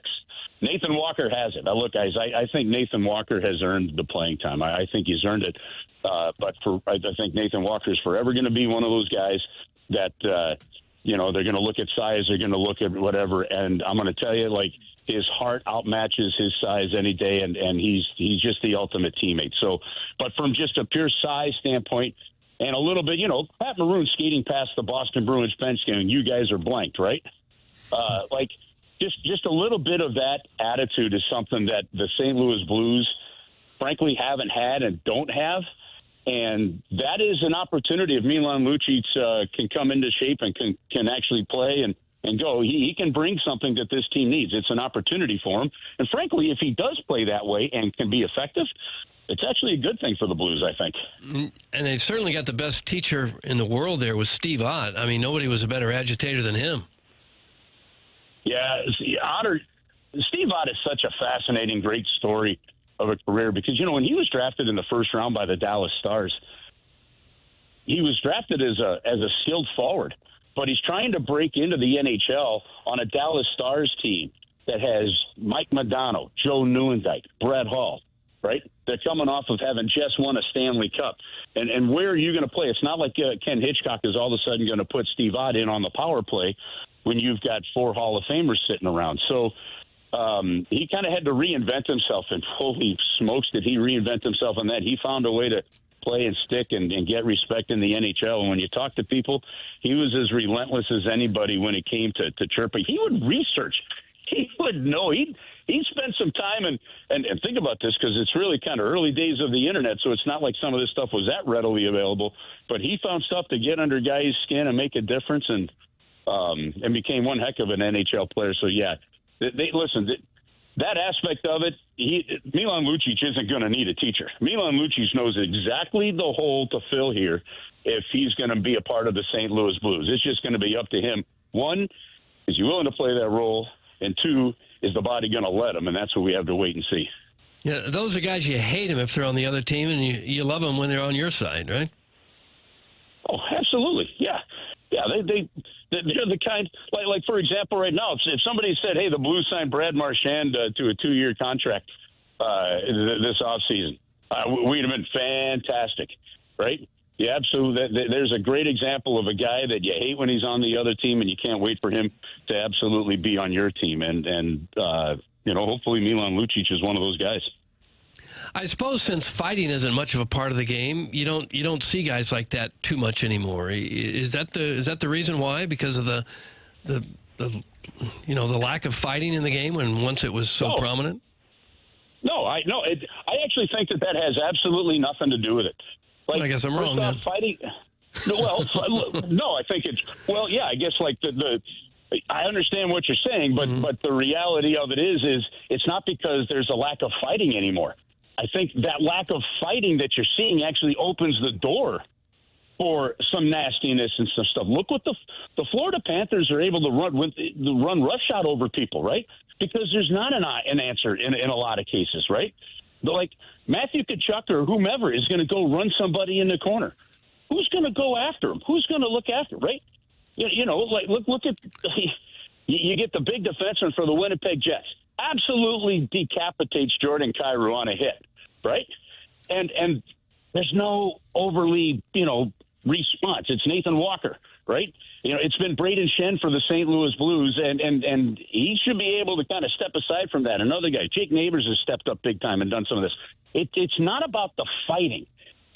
But it is about team toughness and going in and some nastiness. And yes, every now and then you'll have to fight. Look at what Tyler Tucker did. And you go look at how Tyler Tucker kind of realized what he had to do after being sent down to the minor leagues and come back in. And a lot of times it wasn't, you don't have to fight every third game, although it is fun for the fans. But you got to be nastiness, and they got to know that you've got a little snap factor in there. And so it's not so much that you have the fight, Doug. It to me, or that fighting isn't as prevalent. It's still there. It's still allowed in the rule book. It's the fact that I don't think that a lot of players in the NHL are expecting it. A lot of players go in, they skate, they might throw a glove or a shoulder, and then they don't expect some kind of a reaction. And the scared look on a lot of players' faces when somebody snaps and has a reaction, I guarantee you that, they're wide awake at that point in time. So I actually think it's just more physical intimidation than it is actually beating the snot out of a guy. Chris Kerber with us here on Mondays on TMA at 8:15, talking it over. Recommended reading over the weekend, by the way, from Jeremy Rutherford, an interview with Jimmy Snuggerud. A lot of maturity there from the player the Blues fans got to see at the end of the season. Check that out on The Athletic, as the boys will be hitting the ice here in just a few weeks. Chris Kerber with us on Mondays at 8:15, talking it over. Kerbs, we always appreciate the time. Thank you so much, sir. All right, fellas. Have a great week. Talk to you next week. Thank you. That's Chris Kerber with us here on TMA 101 ESPN. The show presented to you by Brown and Crouppen.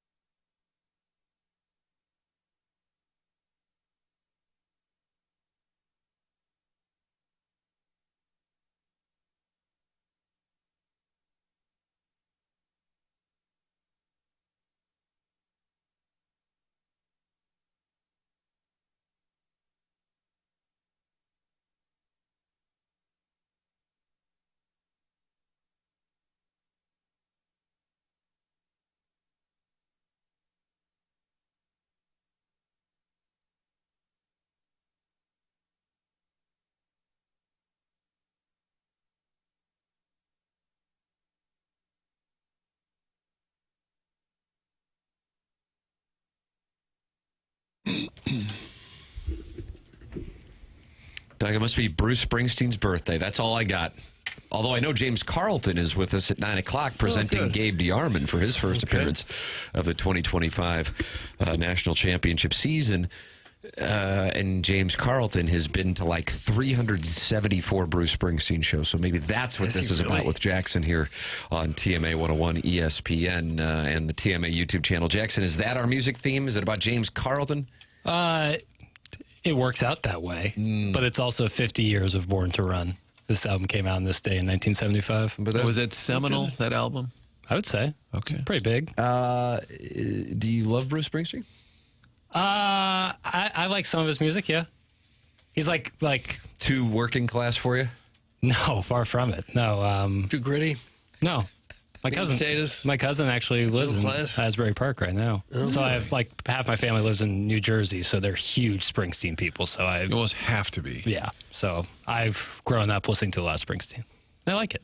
You have to be a sports writer to be obsessed. And Bernie Miklasz, Vahe Gregorian, Stu Durando. If you go to any Springsteen concert, you'll run into a former Post-Dispatch scribe. Guaranteed. Dave Matter, another one. Like Post-Dispatch sports section was a Springsteen hotbed. Really? Okay. In case you're wondering, Doug. Also over the weekend, Doug, you're wondering what to get excited about. J.J. Weatherholt over the weekend, 8 for 13. Sweet mother of mercy. 8 for 13 playing for the Memphis Redbirds. He's just so hot, you don't want to move him, Doug. No, it's important you stay right where he's at because he's having success. Gosh, I got to tell you, that's the only thing I can sell you on right now that gets you a little excited for next year. They got still a little bit more than a month of games 31 to play. games is almost a fifth of the season, right? Yeah. If he's going to be here next year, I know they fight the contract and the years of control and everything, but how can the DeWitts, Big Bill, Next Bill, I don't want to say Little Bill because he's a grown man. Next Bill. Bill Reloaded and Next Bill. Little Bill just sounds insulting to a grown man, but Big Bill and Next Bill, how do they not say, let's do it, who cares? We got to do something here. We're dying here. Nobody gives a rip about our product. It doesn't seem real exciting next year, no matter how good a press conference Chaim Bloom holds in October. That's not going to be enough. Can we at least give them something to be excited about? And I think Weatherholt, right now, it's your only shot. And I understand if you bring him up and he goes 1 for 30 or something, oh, no, we ruined him. I don't care. Yeah, that won't ruin him. Remember, Willie Mays started like 0 for 17 or something. If they're really going to be good players, they'll get over it. You know who he got 2 hits off of this weekend, Martin, of those 8 hits? Do you know who it was? I do not. Doug, would you like to take a guess? Can I have initials, please? CS. CS. Chris Snodsmith? Nope. Charlie Schmidt? Nope. CS. He has won Cy Young. Chris Sale. Yes. Oh, Chris Sale. I didn't know tough that. lefty. He was on a rehab assignment. Weatherholt 2 for 2 against him. Boomer Kingsley. Nope, Chris Sale. The Shrewsbury Seminary students on the Callier and Thompson phone lines. Good morning, All right. Shrewsbury. Good. Hello, Shrewsy. Shrewsy. Hey, you guys there? Oh, You yeah, guys we're there? here. Yes. Am I on? Yes, you are. How come the guys talking How you NFL guys- always get right through, there's no issues, and then everyone else just seems to be a little bit phonish? Do we have an NFL hotline, Tim? How you guys doing this morning? Oh, we're fine. You? Good. When I call in, I have some technical questions for the dais. Is that okay? Yeah, sure. Yeah, I'm happy to answer questions. Doug probably doesn't take questions. I'm pressed for time. Okay. So when I call in, it used to be that what's his face would pick up, the guy I talk NBA with, Jackson. He would pick up, and then I'd get to talk to him and tell him who I was. Now when I call in, it just puts me straight on hold, and I'm hearing the show. Why is that? What happened? I don't know. Is that Frank? Sometimes I'll just Chairman Kurt just sees somebody who he knows is good, puts them on hold. Yeah. Oh, wow. You're a made man. You didn't even know it, Shrewsbury Seminary student. Wow. Thank you, guys. I like how Thank you. Jackson spun that as a sign of respect when actually it's probably indifference. Jackson, who do you like out of East this year? It's kind of a jumbled bunch up there at the top. This is the Pistons' time, you say. Oh, yeah. Could be Detroit. You know, why not Cade? Yeah. Sure. Doug, how you been, man? I've been seeing you around. How you been? Well, I'm just fine, thanks. I was I've been wondering out the and same about. thing. Yeah, I've been around. Doug, you know who I saw at the pool gym the other day after I was doing my laps? You know who I saw? No. I saw Heim Bloom. Chiseled chin, man. Really chiseled chin. Really? Yeah. Okay. Yeah. All right. It's working out, huh? A little bit. Trying to get it in when I can. I'll probably be over there around lunchtime today. But Dude, we get it. You work out, guy. Real quick, a couple other things. Adam, is caller Adam called in a while? No, he hasn't. It's been a month, maybe. Adam, if you hear this, we sold our house up in Pasadena Hills, but there's a mattress that we didn't sell that's in that garage that the new owners are looking to get rid of. So if you need I think it's like a twin mattress, it's in that garage. It's plenty clean. It's wrapped up in the wrapping. Yeah, sounds to great. Keep it clean. Mm-hmm. So if you need that, call me. You have my number, okay, Adam? What's this have to do with me? So you sold your house and you left a mattress behind? Yeah, we didn't get everything out, but they were cool with it. They were like young kids, and they were like, "Oh, just leave it. It's okay." And we're like, "Okay, you said it, not me." So they're probably going to use it themselves. Shrubs. I don't think they needed it. Hey, another question I have about the show. Last week, I heard Tim. I think it was you, or maybe it was Martin, who said that the old listeners of TMA are mad at you guys, and the old listeners of 101 are mad at you guys, and the old TMA listeners are mad at you guys. Why is that, do you think? What's going on there? Well, what do you the think show the old exists. 101 listeners... Doug, I won't answer the question. Apparently, he's asking questions. He's not taking answers. One more question is, what do you think the old 101 listeners think when there's like a text that's like, hey, come sit on my lap? What do you think goes through their mind? Well, that's a wonderful invite. Well, I think, now we've been on, Doug, how long have we been on 101? 10 months, I think. Yeah, we started in And Jackson and I have been on since January of 2022. Is that correct? Yeah. But the show has existed in a constant state of being hated since the moment Martin the cat and I started in July of 2004. As a matter of fact, it was so hated, Shrewsbury Seminary student, in July of 2004, that even though I believe we all signed one-year deals, Martin, back then, I think, that they were thinking about firing us about a month in. So it's kind of just been our existence. What was the station where you guys had to work on the signal? Wasn't it? There was an issue. I think that was probably letter D, all of the above. All of them. Yeah. You guys heard from Joshua in a while? Oh, good question. No. Doug, you stay in touch? It's been a few years since Do you have a notepad like a Columbo, and you just scribble in notes that you've been meaning to get caught up on a number of topics? I enjoy a good catch-up. And apparently the Shrewsbury Seminary student is a made man. He goes right to being on hold. I like that. I appreciate that. I actually text my notes of what I'm going to ask to my Ameren text. It's like my Ameren bill. And then I just text the notes in there before I call you guys in. But, hey, I got a call coming in. I'm getting to my office at Clayton. I got to go. Okay, sorry to bother you. Oh, he got a call. Maybe we call him. Maybe that's what's... Is he still a Shrewsbury Seminary student? Because I feel like at some point you'd graduate, right? He's not a man of law. No. Well, like onboarding. It's just kind of omnipresent. Yeah. It's kind of a lifelong process. He had shades of caller Adam there. Just kind of a rat-a-tat-tat. Nothing could stop him. Did you think about going into the seminary yourself, Martin? Prep South, would it be, Martin? And they're the Saints? I don't think they're around anymore. Prep North is still going or not? I don't think either one is as well. around. I'm going to short both No, markets. my dad was in he said they made him when he was a kid. Made him join the seminary. Yeah. I think back then, my mom was in the convent. My aunt was in the convent. I think back in the day, It was relatively common. Yeah. I've had a lot of sound story interviews, and by a lot of, I would say maybe 3 to 5% were the people I'm interviewing spent some time in the seminary. I would imagine you probably have as well. Yeah, it's a commonplace. My dad says he escaped. Nothing against the occupation, the profession, the service to others. Wasn't for him. No, I did not, to answer Doug's question. Caller Ellen is not happy. Wow. With the phone calling filtering system. I love Jackson, but going straight to being out on hold is a diss. He knows it, as does Kurt. I gave up calling in. The producers are big timing the listeners, as is their right. But do not tell fibs about it. That's from caller Ellen. I'm going to get out in front of this. Wow. Caller Ellen, I love you. I don't know when the last time you called in was. Some people's names show up on the caller ID, others do not, and the Shrewsbury Seminary students does. I trust him. Ellen, I trust you fully. If you call in and your name shows up, you're in that same club. Wow. What if her name doesn't show up? Then I don't know who it is, and I have to answer it. And you don't like answering them? Well, it depends on what's going on in the room. You know, I'm right here, Doug, and I don't want to... In Kurt's defense, like if we're playing a piece of audio and there's no talking in the room, him answering the phone might leak out even with his mic off. So I understand where he's coming from. It's not an intentional diss at anybody. And if you whisper, they can't hear you. Lord knows we'll let anyone on the air. Have you heard our calls in the last 2 weeks? Right. Oh! Morning, gents. Beautiful morning outside. Beautiful start to the week here in Tim's voice.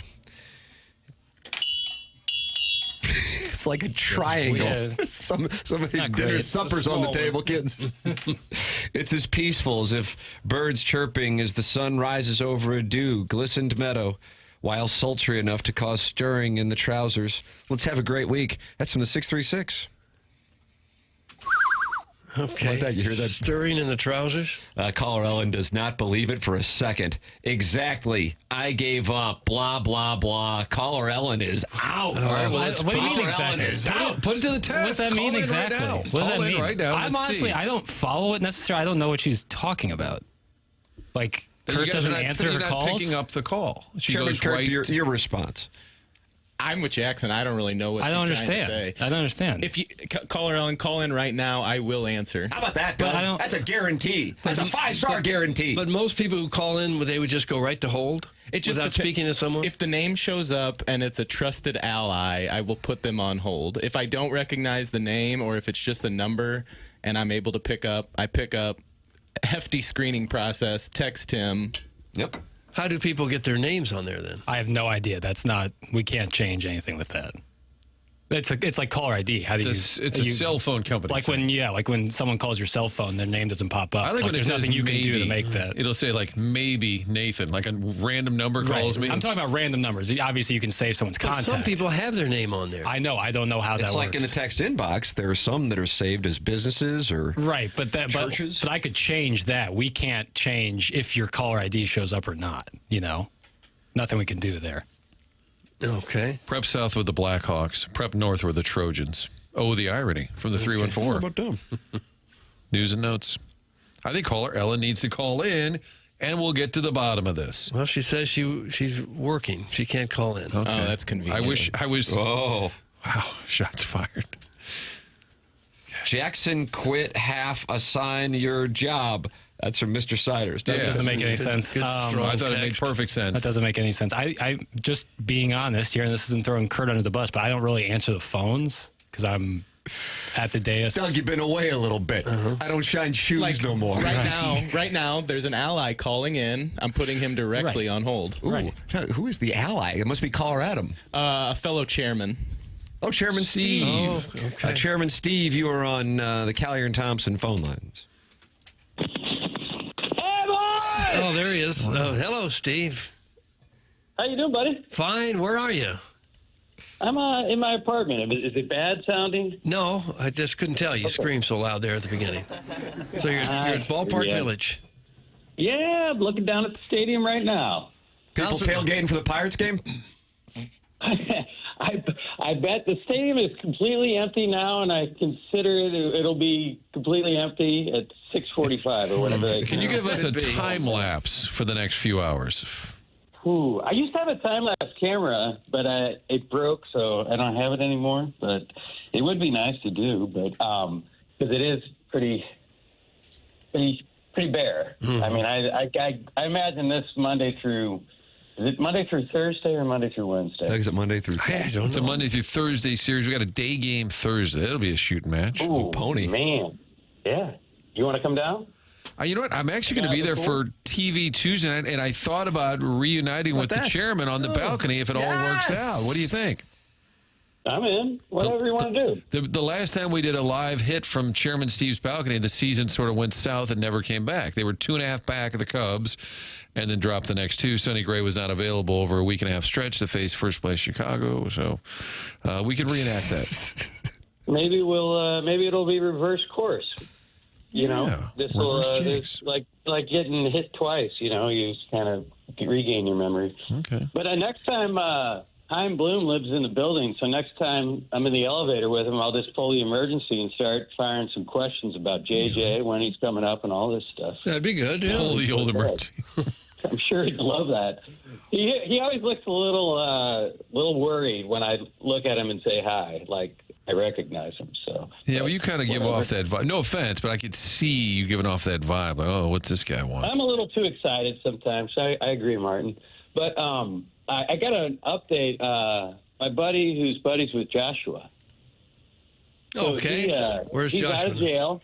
He's out of jail. Out of jail? What was he doing in jail? I don't know. He didn't give me that. Oh gosh! I saw my. You know where I saw my buddy? Sportsman's Park. Oh, did you? Sportsman's P. Larry Wilson Burger, if you please. Yeah, I had some wings there, but and Jackie I always Smith thought made it the was silly. tables there. Did you know that? That's a good fun fact. Physically made the table? Yeah, he. I think there's some that are made out of bats. Huh. Think about it. Who did that? Jackie Smith, the Hall of Fame football player, made some tables for Sportsman's. Jackson. I was like, what the hell? Jackson doesn't have those skills. You don't know that. But yeah, but and so he's in sales and doing well, making six figures, according to my friend. So great. I'm glad he's doing well. Yeah. But a singing career, I guess, is over. But Another TMA success story, Tim. Yeah, it is. It's amazing how this show launches people's careers, Doug. Yes, I mean, you should see what's happened to me because of this show. What's happened? Nothing. Yeah.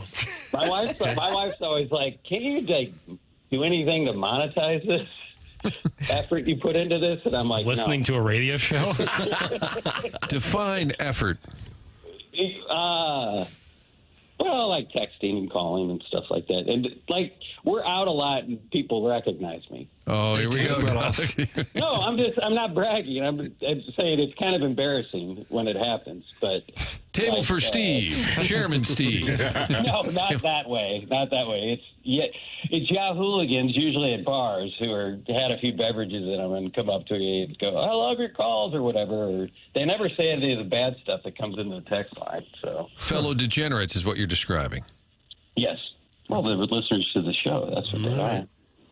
But hopefully you can find a way to monetize some of this, and all of our listeners can become wealthy. And there's no way to monetize it, Doug. Although you do you can get some likes on the fan page, which is really cool. That's just like money. Just like money. They were doing. I put a picture the other day. There is interesting stuff on the fan page. I was walking around yesterday down at the Arch Grounds, and there was like 4 school buses down there, and there were church people down there. They were lined up into the river. Look on the fan page at this picture. They were baptizing people in the Mississippi River. All right. Doug, are there undercurrents? Is that a high risk? It feels a little dangerous. Yeah. Mm-hmm. Not only the current, but also the used car that's rolling down the Mississippi. Look out. Catfish, too. Heads up. I was like, my wife and I were like, man, that's dangerous. There wasn't like, they should have like an EMT there, or Coast Guard should be out there downriver or something, because boat, I mean, they lifeguard. were deep. Look at the picture. I mean, they were deep into the water. Baptized in St. Louis, later found in New Orleans. Downriver. The pastors or whatever were, I would say, it was over their, almost to their shoulders where they were. Really? I was like, man, that was like crazy. That was crazy. I mean, that river is, it's not friendly. No. It's mighty. But, I got to see it now. Yeah. Yeah. No, do you see that? Wow. See how far they're into the water? That was on the St. Louis riverfront? Yes. Wow. And they were all like the people getting baptized were wearing these white robes. So it was pretty wild. I mean, you never know what you'll see when you're walking around downtown. No, or anywhere around the city, really. Yeah, pretty much. But no. What else you guys been up to? Steve, some people have ideas for you to be monetized. They're saying never call again and they'll pay you. Oh. Okay, I'm in. Right. There it is. There's the strategy. At Steve-Sauter, Venmo, $100 apiece. Once I get up to 10,000, I will not call again. Doug, there it is. 100 people give him $100, and he is done calling in. Someone might just give a lump sum. Yeah, just one hit. Chairman, it's always a delight to talk it over with you. Thank you so much for the phone call. All right, boys. Have a good day. Love you. That's Chairman Steve in Wildwood, who was the TMA Listener of the Year. Was that 23, Chairman, because you were 22? Am I correct on those years? I believe that's right. And then Buck Swope was 2024's TMA Listener of the Year, Doug? I think so. Strong call. Yeah, that was a very strong call. Gabe DeArmond's going to be a strong call coming up in 5 minutes. The Colonel makes his debut here in a matter of moments for the 2025 season, presented to you by James Carlton. Brad Thompson coming up in the Mark Hanna Evergreen Wealth Strategies 9 o'clock hour. Mark Hanna is online at evergreenstl.com, and I am a big fan. Doug, regrets? You've had a few. Yeah. Few to mention. Again, too few to mention. Thank you very much. But one of the regrets I have is not having a financial advisor in my 20s. I am telling you what I wouldn't do to go back and have somebody like Mark Hanna of Evergreen Wealth Strategies guiding me and realizing the importance of just saving something and having an idea of how to budget to make sure you put yourself on a better track. Doug always says that the eighth wonder of the world is compound interest. It's at this point, it's cliche for you. Right. But Mark Hanna is a wonderful person, and he customizes his plan for you based on you individually and not a one-size-fits-all plan that they just pass off to everybody who reaches out. Can't say enough good things about him as a person. Can't say enough good things about him as a professional. 314-889-0503 or go online at evergreenstl.com. That's Mark Hanna, Evergreen Wealth Strategies, sponsor of our 9 o'clock hour, which will feature Gabe DeArmond in a matter of moments, presented to you by James Carlton. This is TMA, presented to you by Brown and Crouppen on 101 ESPN and the TMA STL YouTube channel.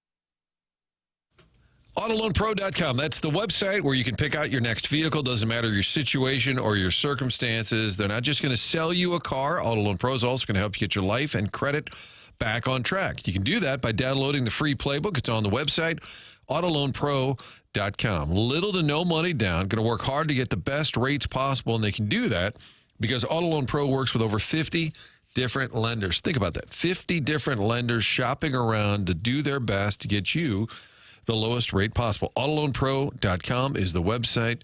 There's one thing you need to know when you're financing a car. The only thing you need to know, choose the pro. AutoLoanPro.com. Go online, download that free playbook. Robert Thomas on the site as well. Great website, informative, has the vehicles available and that free playbook. Auto Loan Pro is part of the Lita family. Anyone can sell you a car, but it takes a pro to do it right. AutoLoanPro.com.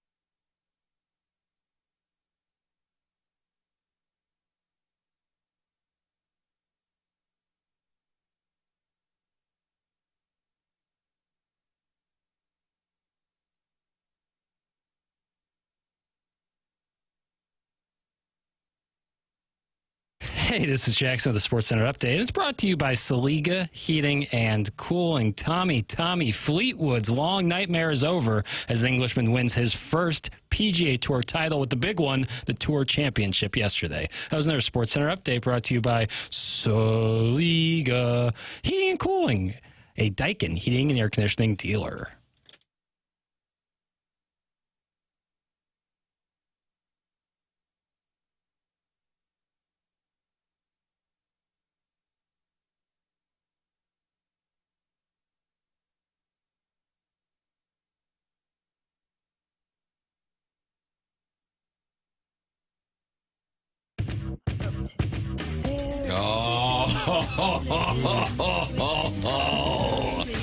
How do you do? Well, I'm fine and very excited after hearing this music. Ready to go. Ready to run through a brick wall for Coach Drink. It's Thursday afternoon. You and your bros are getting ready for a long weekend at the lake. The cigarette boat is rented or on layaway, and you're going to stop in Columbia, Missouri to see the Central Arkansas Bears and the Missouri Tigers wearing gold pants as they begin their run to the 2025 National Championship. Do we know what they're wearing yet? That comes out usually on Wednesday. Is that right? I bet we'll find out when they start the coverage for the pregame warm-ups. That would be my guess. I hope they do videos in barns again. Oh, I do too. I love that. It's Mark Hanover, Greenwell Strategies, 9 o'clock hour here on TMA. Tim McKernan, Doug Vaughn, Martin Kilcoyne, Little Jackie Papers on the ones and twos. And you can watch our conversations here at youtube.com/TMASTL. Michelob Ultra, sponsor of the YouTube chat. And James Carlton of the Carlton State Farm Insurance Agency sponsors this gentleman every week on the program. Doug, for his first appearance in the 2025 campaign, it is a pleasure, nay, honor, to welcome the Colonel, Gabriel P. DeArmond of Power Mizzou, to the morning after. Morning, Colonel. You know, every time I hear the intro, I just think this is the part of the week that Tim looks forward to the most, and then I hear Doug, and it's like, oh, we got to have this guy on again. Oh, no, Doug. Why do you dislike the Colonel? You're both Sigma News. You're both Sigma News. Is that right? Yeah. You didn't know that? No, I didn't realize he was Dave's been on for like 30 years on the show. I know. I don't think we've ever discussed that. Get to know people. Okay, sorry. No, I'm thrilled that he's on. Happy that Mizzou football's back. Okay. I'm still concerned about the uniforms. Oh, don't start. Your thrilled tone sounds different than Tim's thrilled tone. Oh, okay. Yeah. Because I believe we're going to witness something special. I like what the Colonel, what you wrote this morning, Gabe, regarding Thursday night. Doug, it gets you fired up. Gabe wrote about this coming weekend, this Thursday night's game. The following, in his 10 thoughts on a Monday morning, major recommended reading, by the way. There's just not a world in which this is a competitive game. I understand why you guys are excited about it. You're only guaranteed 12 opportunities a year to watch your favorite team. Every one of them is absolutely a big deal. I'm happy the games are back. I'll just be happier when the better games are back. I like that. And since now they're going to 9 SEC games, and then they'll play Illinois quite a bit, Kansas quite a bit over the next few years, you only are going to have to deal with 2 of these a year, Colonel. Yeah, I'm a big fan of that. And even one of them, like the Louisiana game this year, it's not the most exciting thing, but like you can create a world in which Louisiana wins that game, right? Some of these G5 games are fine games to play. The FCS games, the UMass games, that don't generally love those. But I do like this way better than – remember when Missouri was in the Big 12 and the first 4 games of the year were always non-conference? Yes. And, they generally just scheduled terribly. And so it was like everybody started the season in September, and you're watching these big ACC games and SEC games and these national spotlight games, and you're like, yeah, I don't really feel like I'm part of this till October.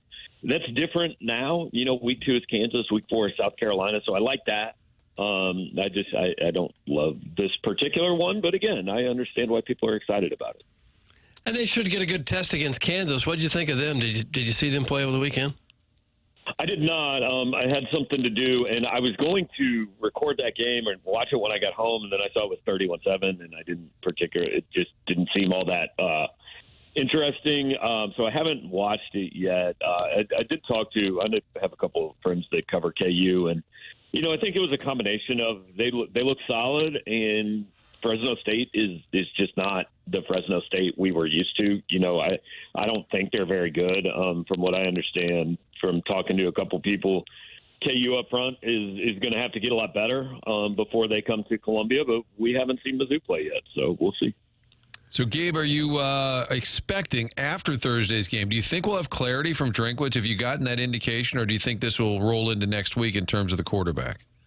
Yeah, I wrote this morning. I don't think we'll know until pregame warm-ups against KU. How about that? He said pregame. He said before camp, I'm not going to do this for a competitive advantage thing, but I think he is. And that's not to say he truly may not know who he's going to start, but unless we get something like one guy comes out and throws for 250 and one guy goes 4 for 11 with a pick, I just don't know how much separation we're going to see against Central Arkansas. So I imagine he comes into the post-game press conference and in his opening statement says, look, I got to watch the film. I'm not going to tell you who's starting the next game yet. And then on Tuesday, we'll have media day, and he'll say, yeah, we have a plan, and you'll see what that plan is on Saturday. That's what I expect. He could surprise me. Gabe DeArmond, our guest here on TMA. He's presented to you by James Carlton of the Carlton State Farm Insurance Agency. James is online at carltoninsurance.net, or you can call him at 314-961-4800. He has a lot of Mizzou content for this upcoming football season. I was texting with James before the program this morning, and he brings you Gabe DeArmond every Monday and Friday here on TMA. James is online at carltoninsurance.net, 314-961-4800. Gabe, I don't know how well aware you were of this. My guess is you knew about it, but I was reading the Washington Post article. I think you might have been the one who posted the link to it on PowerMizzou.com that detailed Sam Horn and the Dodgers and the Missouri football program. And I thought one of the most newsworthy pieces of that article was that Sam Horn is receiving 7 figures from NIL to be Missouri's quarterback, whether he's the starter or the backup. I don't think a lot of people knew that. I could be off, but I think that's eye-opening. The guys here on the show did not know that when I brought it up earlier on the program. Was that, relatively speaking, common knowledge? Because I think a lot of people are going, well, they're paying Bo Pribula, so no matter what, they're going to have him start. But it doesn't sound like that's necessarily the way this thing works out in NIL. Yeah, 7 figures surprised me a little bit. I mean, I knew Sam was getting a decent chunk of money. My guess would have probably been high 6 figures. But, yeah, every time someone said, well, they're starting for Beulah because they paid him, I just said, do you think Sam's here for free? Nobody's here for free, especially a quarterback, and they have invested 3 years of money in Sam Horn already. So even if he wasn't making 7 figures this year, the total investment in him clearly is more than it is in Bo Pribula because he's only been here for 1 year. But I think it speaks to what we knew entering the offseason. Regardless of what Missouri did in the portal, Drinkwitz had to keep Sam Horn here. He needed that as a backup quarterback at worst-case scenario because otherwise you are going into the season and your only 2 quarterbacks on the roster are Bo Pribula, who hasn't played a lot, and Matt Zollers, who is a true freshman coming off an injury. And that would be not an acceptable situation. So they had to keep Sam around, and I think that certainly goes a long way toward explaining how they did it. Would you have any idea what a ballpark figure might be for the total payroll for the team? Last year, I think, was somewhere in the area of 12 to 15 million. I think this year is probably a little bit different, especially if you include the, 13 to 14 million they're getting in revenue sharing. I don't know the total, but I would guess most Power 4 programs, at least ones that are trying to compete here, when you're talking revenue sharing plus NIL, I would imagine it's at least 20 to 25 million. Nice. And basketball players, I'm sure, get paid a lot. Athletes from the other sports, are they making much money? I've reported that I think Missouri's split is right around, it's somewhere between 75 and 80% for football, somewhere between 15 and 20% for men's basketball, and then the remaining, 3 to 6% is being split among everything else, with, I believe, the majority of that going to baseball and women's basketball. But long answer short, no. Most other athletes are not making a significant amount of money, probably. Gabe, at running back, we talked a lot about Ahmad Hardy, the transfer from Louisiana, who put up big numbers, but I see where Jamal Roberts is kind of listed. Is it still unclear as to who the starting running back will be? No, it is not unclear. Drinkwitz loves to put "or" on the depth chart. Right. If you look through, there's a lot of those. Ahmad Hardy is going to lead this team in carries. I think that specific situation is a nod to Jamal, being a good teammate and sticking around even though he's maybe not the number one guy. And he is he's the number two guy. He's the third down back. So, if they come out in some certain formation, I guess it's possible that Jamal Roberts is on the field on the first snap rather than Ahmad Hardy. But Ahmad Hardy is the number one. He will lead this team in carries, assuming health holds up. Jackson, I like that. Put "or." So Gabe DeArmond, 9 o'clock, or Tiger Woods, just or. Give us some options. I don't mind that at all. Gabe DeArmond with us here. He's brought to you by James Carlton. He joins us here on 101 ESPN and the TMA YouTube channel. Colonel, I'm anxious to get your perspective on this. I felt like I had a pretty good gauge on the team in 2023 going into the season, and I felt the same last year. You have been around now covering these teams for more than 2 decades. We were down there in school together.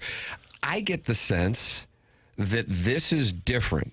And the reason is because you have so much turnover. But I also wonder if this is kind of the new normal for college football, because you're going to have so many new faces that it won't be easy to have an idea of what you have until perhaps you're a few weeks into the season, as opposed to looking at the resume of players for their performance the previous year or two while they were in school. So with that being the case, my question is, do you feel like you have a good gauge for what this team actually is compared to previous years? And then the second question is, do you think that this is the new normal for college football fans to kind of have this wide delta outlook for the upcoming season because of the new faces and transferring? Yeah, I think it's absolutely the new normal. I mean, because not only do we not know that much about Missouri, I know Lenora Sellers and Dylan Stewart are back for South Carolina. I don't really know much else about what South Carolina did in the offseason. I don't know what Vandy and Auburn really. I mean, I know Auburn got Jackson Arnold, but I don't know a lot of the turnover there. So it's not just that you don't know your team; you don't know the other teams either. So we'll find out. I mean, Oklahoma, wasn't very good last year, but they got the number one quarterback and the number one running back in the portal. So a lot of people are talking about them as maybe a much improved team, but also we might get. I mean, if you look at their schedule, we might get to that game and they might have lost 5 games in a row. So you just don't have any idea what to expect out of anybody. It's interesting you say you feel like you had a good handle on the team the last 2 years, because I don't think that. I went into 2023 thinking, 8 wins, something like that, and then they nearly got beat by Middle Tennessee in week 2, and wasn't just me. Like I talked to somebody, certainly a part of this thing the day after the Middle Tennessee game. And I remember this person telling me, like, we're going to have to fight and claw to get to 6 or 7. Like, they didn't know what they had at that time. And then the K-State game happens, and it's just kind of a launching pad. And then last year, I think we thought, I picked them 9-3 or 10-2, but I think we thought that was going to be driven by the offense. Right? It was Brady Cook and Luther Burden and Theo Weiss, and all these guys are back, and this team's going to put up points. And if you look, they had an incredibly mediocre offense, and it was actually the defense that allowed them to be as good as they were. So, bottom line, no, I have no idea what to expect out of this team. They could win 10 games. They could be a playoff team. Also, I would not be shocked at 7-5. That is. I know Missouri fans have written that off as a possibility, and I just think that's I think if you were going into this season saying the absolute floor is 8 wins, I don't know. I think you're setting yourself up for some angry Saturdays. But then again, I know that angry Saturdays are kind of what we do here in my corner of the world. Sound like you're dreading that. We all live for your postgame show. It's good for business. I would rather have happy Saturdays, but angry Saturdays are also good for us. Any chance we can get back to the live phone calls for the postgame show? No, we're doing the voicemail line. It worked really well. I don't like the live calls. Look, the voicemails can still be like we don't screen them. People can say whatever they want. Like we might cut them off faster, but we had a guy irate. We did a voicemail show a couple weeks ago. Some guy that was just irate at Eli Drinkwitz for not having picked a quarterback yet. So you can still get unhinged on the voicemail line. It's fine. It's a tradition for me, the Colonel's post-game show. I couldn't enjoy it anymore. Another thing that you wrote about in the 10 Thoughts for Monday Morning on PowerMizzou.com, Gabe, is your thoughts on who Missouri's 3 regular opponents will be now that the SEC is going to the 9-game conference schedule. Give me and then our listeners what you shared there. And also, I thought you had some great insight on Power Mizzou regarding your sources telling you Missouri submitted their request for who their 3 regular opponents would be. They did that, 2 or 3 years ago when we first had this conversation. Missouri's requests at that time were Oklahoma, Arkansas, and Vanderbilt. I don't know if they're going through the same process or if they're just using the same request. I have no idea how they're setting them. Oklahoma and Arkansas are givens. They are going to be on Missouri's schedule every year. I'm virtually certain.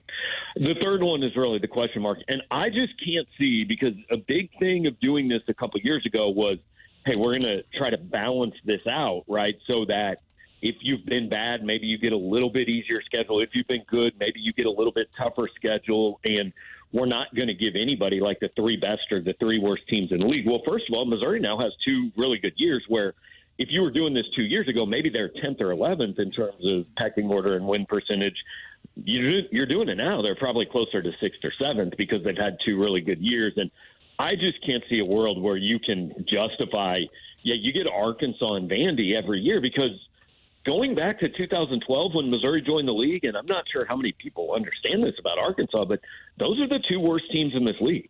I mean, if you just add up total records since 2012, it's Vandy, and then not too far ahead is Arkansas. And I don't think you can give one team both of those. And also, I don't agree with Missouri fans who that's what they want is Vanderbilt because it's an easy win. I mean, I understand fans want wins, but nothing about Vanderbilt gets me excited for big SEC football game. South Carolina, it's been fun. They've been competitive games. I don't think the coaches particularly love each other, so I think that one makes all the sense in the world, because Missouri and South Carolina are 2 of the teams that don't have these historic traditional games you need to protect. I mean, LSU, Florida, some of these teams have 4 or 5 games, and they're going to lose a couple of them. You look at Missouri and South Carolina, there really aren't games on those schedules that you say, well, we have to have these. So, I think that's a good matchup. Don't you think every team in the league is probably requesting Vanderbilt? Most likely, yeah. That would be my guess, except for Tennessee, I think will get Vanderbilt. And the funniest thing to me about SEC scheduling since Missouri joined is, like, the entire reason Missouri was in the SEC East is because Tennessee did not want to give up its game against Alabama. I mean, cool, just go. Let's realign the entire conference so you can just get your brains beat in by Nick Saban every year. I've never understood it. So if not Vanderbilt, you think South Carolina would be the next best option? It makes sense to me. I mean, Kentucky, it's been competitive and all that, but again, like, Kentucky is not high. One that I would like, but it won't happen because they just have too many other games. Like, I think Ole Miss would. Like, I think that's kind of Missouri's best mirror in this conference of, historically and recently and all that, especially with Kiffin and Drinkwitz. Like, I think that would be fun, but Ole Miss obviously getting Mississippi State. I've heard they're probably getting LSU. And, they just have more of these games that they played 120 times or whatever, whereas to the point where I don't think Missouri and Ole Miss is one that you probably really see. Do you think Oklahoma, because you can kind of arrive at who gets where by penciling in the ones that have to take place? So, for example, you're operating on the premise that Missouri's going to get Oklahoma and Arkansas, and then the third one's kind of a TBD. Then if you go, okay, let's take a look at Arkansas. Well, if they got Missouri, are they also getting, I would think Arkansas gets Texas. I think they'll get Texas and LSU. Texas and LSU, all right. Do you think Oklahoma gets Texas? Got to, right? Oklahoma, I think, gets Texas. And the third one is interesting. Like, I think you could do Oklahoma, Florida. There's, the whole Stoops tie, Oklahoma, Alabama. Because what I don't want to see out of this is, hey, let's just take all the old Big 12 teams and play them against each other. That's where I was going. Do they get A&M or something like that? Right. Like I think Texas is going to get OU, A&M, and Arkansas because those are the rivalries. I mean, if you give one, you can't not have Texas and A&M. If and you can't not have Texas and Oklahoma. And I think Arkansas fans, you can't not have Texas. So then Texas is determined. Texas and Arkansas, but Arkansas fans would be very offended by that. Arkansas has a lot of teams that they view as their biggest rival that the other team doesn't view them as their biggest rival. So I'm not interested. So who gets to decide all this? Who's going to make the final decision on this? Greg Sankey, I assume. He is the supreme dictator of this thing.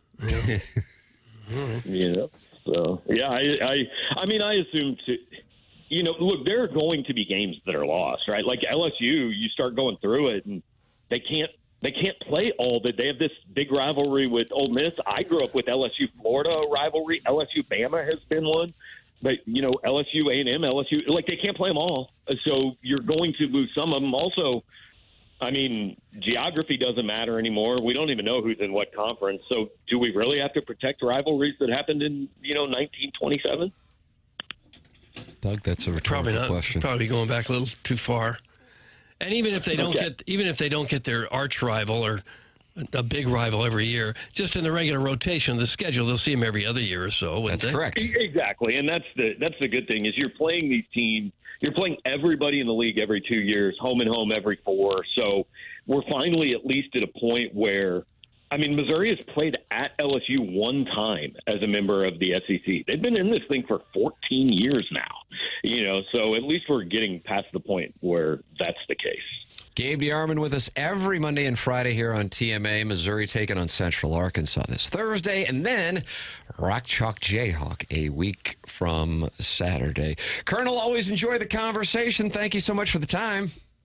All right, guys. Have a good one. Thank you. That's Gabe DeArmond, PowerMizzou.com. Doug, it's already starting up in the Michelob Ultra YouTube chat where 263 friends tuned in. The Colonel draws the viewers. I had a chance to talk to a few Mizzou homers over the weekend, and man, oh man, they are in peak, quote, everybody is underestimating us mode. That's from the TMA remote lamp. Well, how does anybody know? Most of the top skill position players are gone. So how do you really know what team you got? Mizzou just reloads, Doug. They don't rebuild in Como. They reload. All right, that's 21 wins. All Jackson says 19 does not acknowledge the Bull wins. 19 wins. And here they are, ready to roll again. I was horny. At your own risk. I was horny. That's fair. Doug, to your question about spending, Post-Dispatch did a deep dive. $31 million spent on NIL in 2024, according to the Post-Dispatch. Research, they said every true Tiger, which is the collective that pays the players, they billed Mizzou Athletics more than $31.7 million.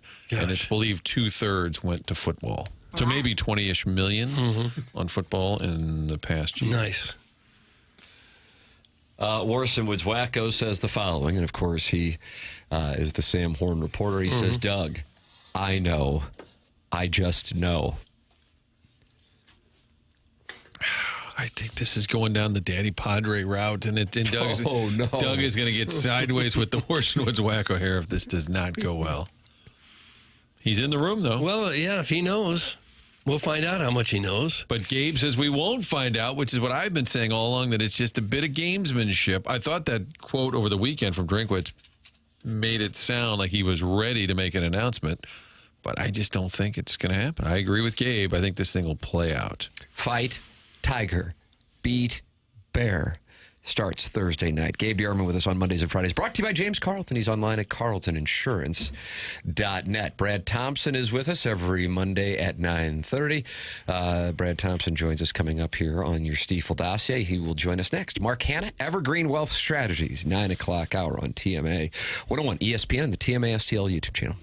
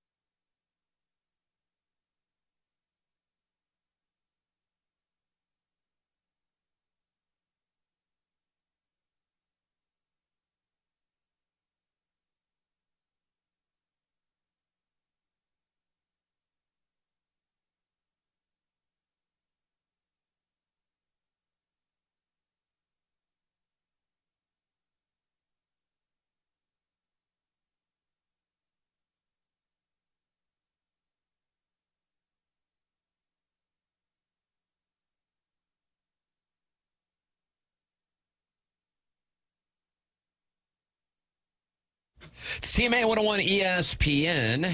Mark Hanna, Evergreen Wealth Strategy, sponsor of the 9 o'clock hour. He is online at evergreenstl.com. Brown and Crouppen, sponsor of the program. Tim McKernan, Doug Vaughn, Martin Kilcoyne with you. And we welcome Brad Thompson to the Collier and Thompson phone lines. Morning, Brad. Good morning, fellas. How we doing today? We are wonderful. It's beautiful weather in St. Louis, and the Pittsburgh Pirates are here for 4, and the run to a surprising wild card berth begins right here, right now. Doug, like Sammy Hagar said, what was that, like 92? I don't know the years, Tim. 92, 93, somewhere in there? I don't know the years. Brad, how do you feel about that?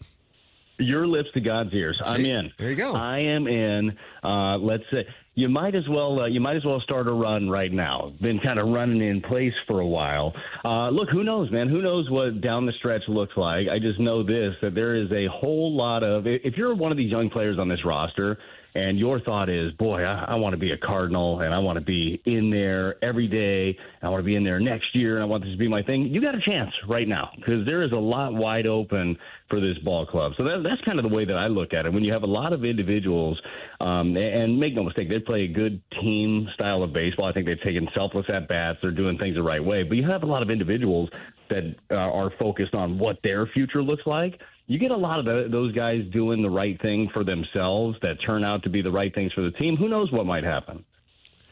We've talked a lot about the certain players having runway this year, I guess is the word they're using. What do you think they've figured out so far this year among key players that they intend to build on? What answers do you think they've gotten this year? Yeah, look, without knowing for sure, I don't know what answers they have found. I would say not as many as they wanted. I don't think that there's any clarity for me. Like if you're looking at the two guys that we've talked about the most, Walker and Gorman, I don't think there's clarity there. Now I think that has been encouraging moments for a couple of young players. But nothing where you look at it and be like, hey, if you were able to move Arenado, you plug Gorman in at third, you're good to go. Walker is going to take that huge next step forward. I don't think that you have that part of it. You already know what your nucleus is in the middle. I mean, yeah, Contreras, again, has a no trade, so he's going to end up being there. I believe you know what Donovan is. We've seen him build off of that. But I feel like there are still more questions than they have answers. But maybe like they look at that and they might say internally, and Heimblum and his team might say, hey, if we still have questions about these guys, we don't have time, and whoever those guys are, right, when they're doing it, we don't have time to give them another year. Like the thing about Heim and the new regime taking over is the fact, and I don't know if we talked about this last week or I talked about it with the guys on the fast lane, is like there's no ties. They don't have emotional ties to these players. They didn't draft them. They didn't develop all of these guys. Like they're looking at it from an outside perspective and going to say, hey, who do we think after evaluating for the last year plus is going to be able to help us? And as we dig into the metrics and look at all the numbers and trying to predict the future, what does that look like? And I feel like they certainly internally have more answers than maybe we do on the outside, or at least a different outlook on certain individuals than maybe we have just from watching things on the surface. Do you think Liberatore's hit a proverbial wall, or and I guess his velo was better yesterday, but still struggling to get deeper into games? What have you seen from him in the last couple of months? Yeah, it's frustrating, right? Because for him, especially, as hot as he started out, I don't have the numbers in front of me, but his first 12 starts of the season, he was awesome. And then now you look at the last 12, and an ERA is north of 5 for him. And to your point, not getting deep in the game. The thing that is promising is that he's healthy. Like the arm is still being able to hold up. This is his first big league season as a starter. We have seen those dips in velo, and I thought he held it well. I thought that he lost in that ball game, certainly lost the command and lost the aggressiveness, like in that fifth inning. And maybe that was lower half starting to wear down for him a little bit. But I think that what Libby is learning and what they're learning about him, it's a group effort when you're going through it, especially with a young starter, is what he needs, not necessarily on start day, but what he needs in those days in between. Like what sort of things in the kinetic chain might be weak? How can you get your strength team and the training staff, like they're putting together plans for each one of these guys of where they think they're missing? There's so much data that goes into it, and I know that we oftentimes get frustrated. I will sometimes, where you're just like, oh, God, we have a number for everything. Well, some of those numbers can be very beneficial. Like when you're looking at a guy and maybe you see during a game his stride is different or his arm is different. And then you have guys that are smart enough to figure out, okay, well, that means this. This could be the hip. This could be the back foot. Like I feel like he is really getting to the point where he's fine-tuning his body and figuring out what he needs. But he's still trying to do that while competing at the big league level. It's not the easiest thing in the world. So the fact that he is healthy and still throwing the ball the way that he is, that's great. There's been no arm issues that have caused the dip in velo, but I still think that he's figuring out the rest of things, and that can be maddening at times when you can't pinpoint it in the moment. Maybe the biggest question fans have right now is, when do we see Weatherholt? How do you figure they'll handle that situation? I mean, I don't know. If I were a betting man, I would say next year, probably. Like I feel like, and I would love to see him, just like everybody else. I would love, and I've referenced multiple times the thought of getting him that taste of the big leagues, a lot like Mason Wynn was able to do a couple of years ago when he was overmatched offensively for that final month of the season, but he went into an offseason knowing what to expect instead of getting into it, out of the gates in the beginning of a season. So I thought that was really important for him in 2023 to get those games under his belt. But I don't know. I would love to see him, but I also know that they have other guys on the roster to protect. I'm sure that we could all go through it, and it would be easy enough for us to open up roster spots. But I don't know the way that they look at it. I mean, what do you guys think? Do you think we'll see him?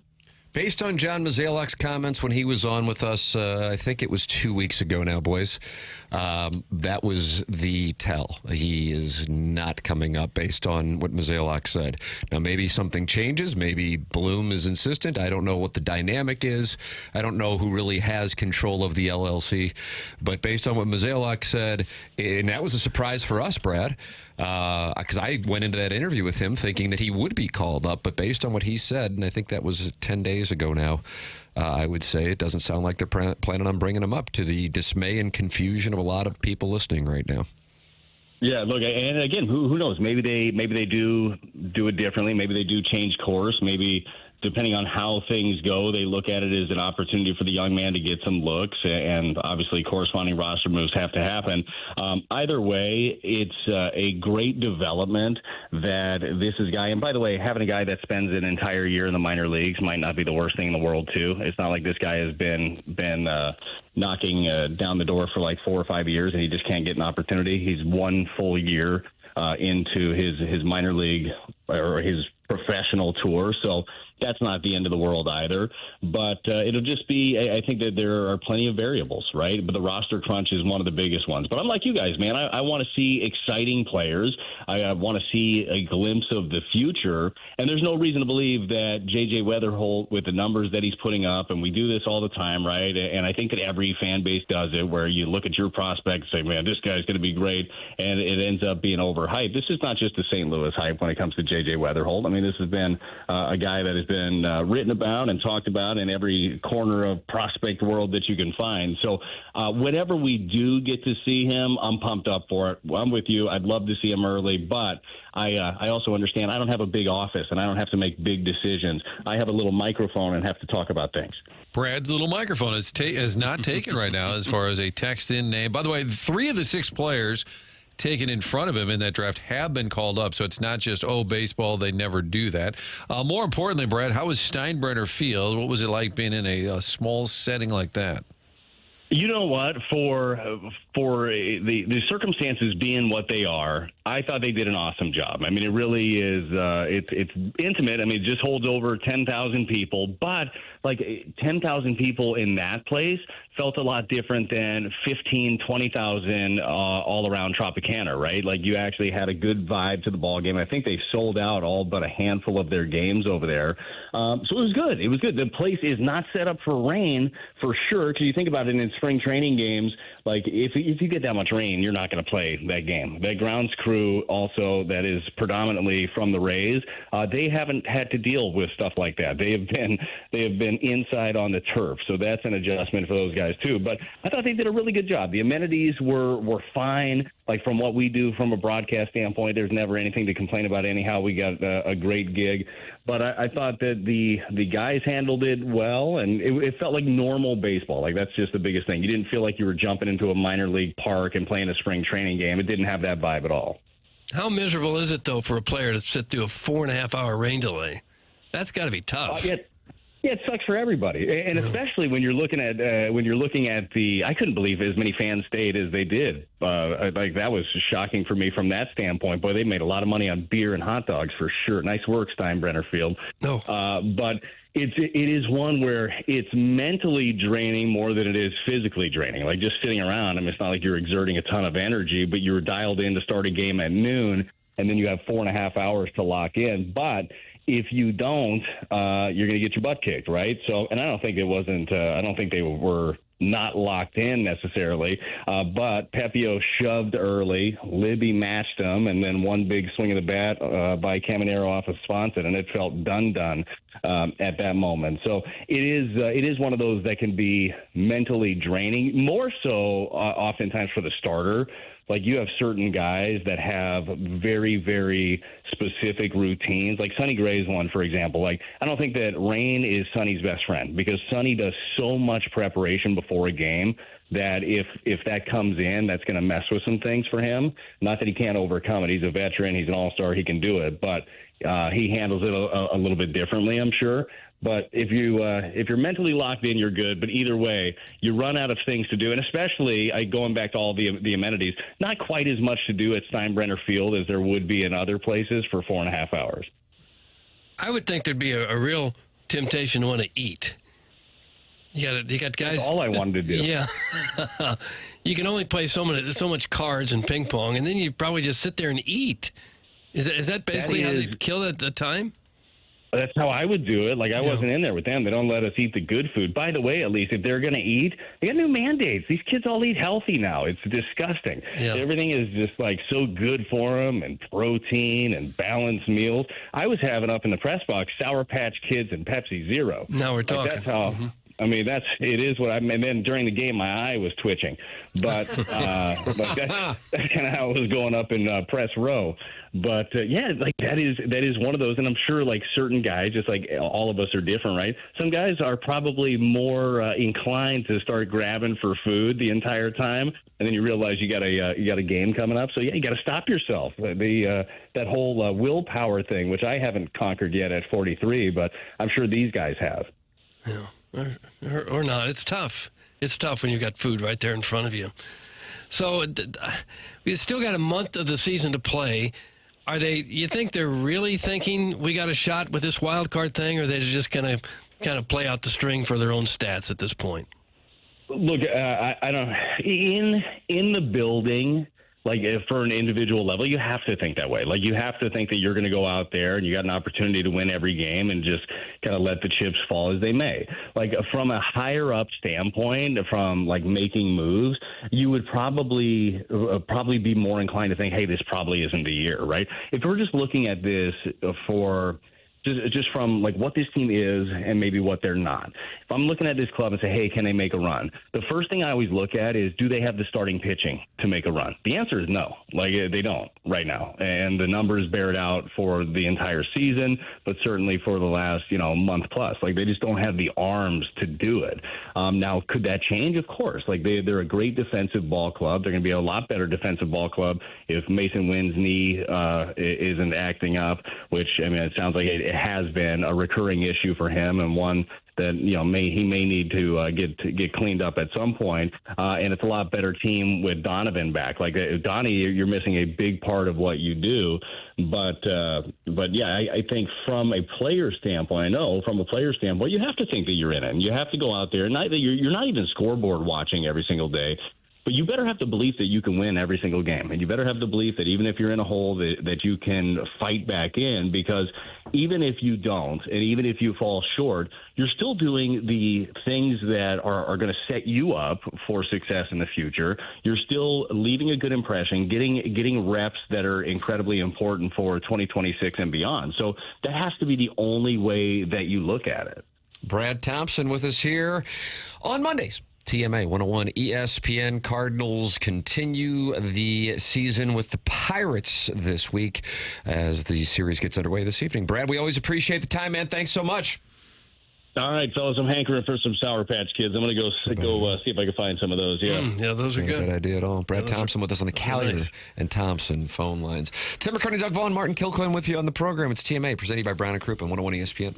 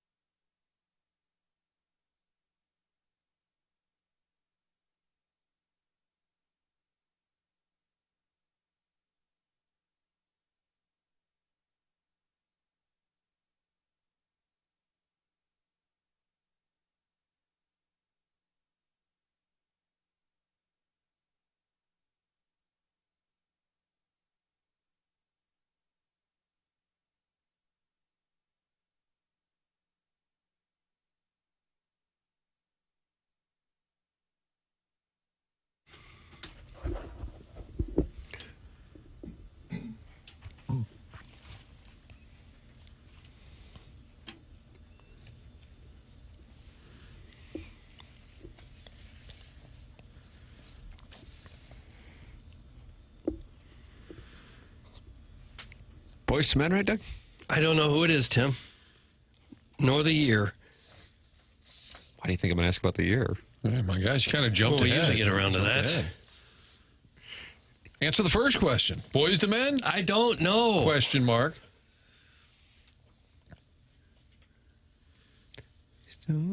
Jackson, what's the theme today? Boy, I am not sure if this is on Cooley High Harmony or not.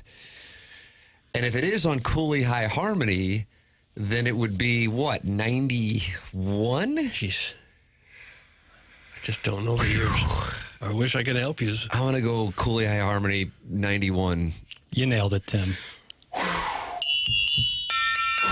Matter of fact, one of the members of the group wearing a Cardinal cap. Is he really? Mm-hmm.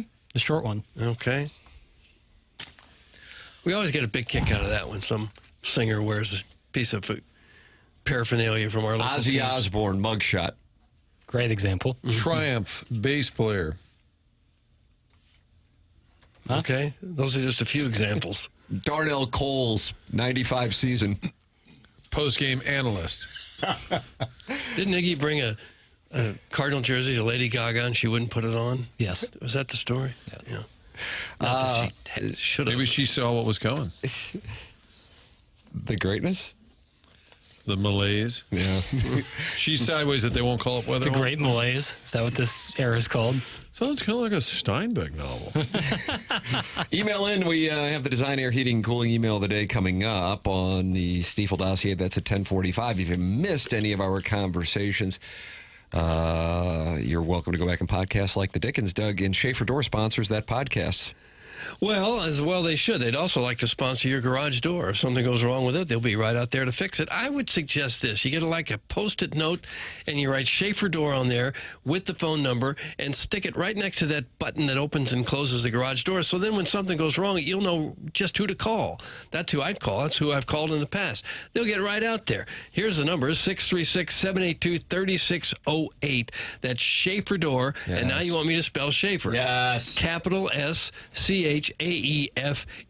They service all kinds of garage doors for service and new installs with LiftMaster. LiftMaster garage doors are strong, quiet, and they are versatile. They've got that special Monday morning standby service for doors that break over the weekend. And yes, they service commercial doors as well. If you run a business or have a warehouse with big, tall doors, Schaefer is experienced in those types of jobs as well. The business has multiple family members that have worked there a long time now. They're big enough to get any kind of job done, small enough that you'll talk to a real person when you call them. The service techs, not commission-based. They only want to get your garage door up and working again, and they don't care about the commissions. The website, again, is SchaeferDoor.com, and that phone number, 636-782-3608. Schaefer Door is a LiftMaster partner. There it is. Schaefer Door, sponsor of the podcast here on TMA. Martin, I want to get to this before you head to onboarding. We know, of course, that the great Corey Feldman, who's a friend of the program, has had a number of wonderful roles. Doug, what are some of Corey Feldman's best roles? You want to do the Mount Rushmore Corey Feldman roles? I couldn't come up with I mean, Stand By Me and not Stand much By else? Me, I think, has to be the George Washington, and then you got to go Bad News Bears. Would you not?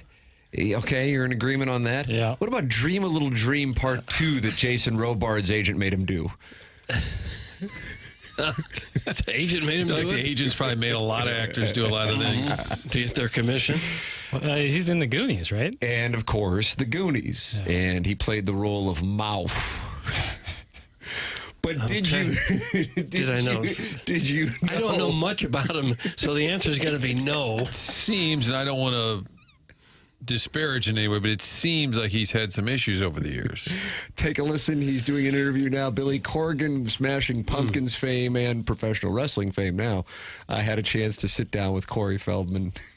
And ironically, just a couple years later, I also was up for Titanic. So I was actually cast to play Leonardo DiCaprio's role. Okay. I never saw the film because I'm still bitter leaf in that one. That would have been a perfect movie for you. It would have. But yes, I was originally cast for that role. Did they push you out, or? He was cast after I was. Had I not been pushed out and done that role, who knows what would have happened from that point forward. That was kind of one of those watershed movies, that gave Leonardo his first nomination. Yeah. Yes. So welcome to the Woulda, Coulda, Shoulda podcast. Exactly. Right. So I mean, there was a bitter tea there. But that said, you don't hang on those. You get past them. Action! Oh, I like that. Oh, that was a great edit. Can we get James Cameron on line one? Pure balderdash. Can we get Movie Boy Doug? He will not accept that the film would have actually wound up being successful had Corey Feldman played the role of Jack Dawson. I won't argue that. I just don't think that they're like, man, we're really considering this young cat named Leo DiCaprio. If not, we'll go Corey Feldman.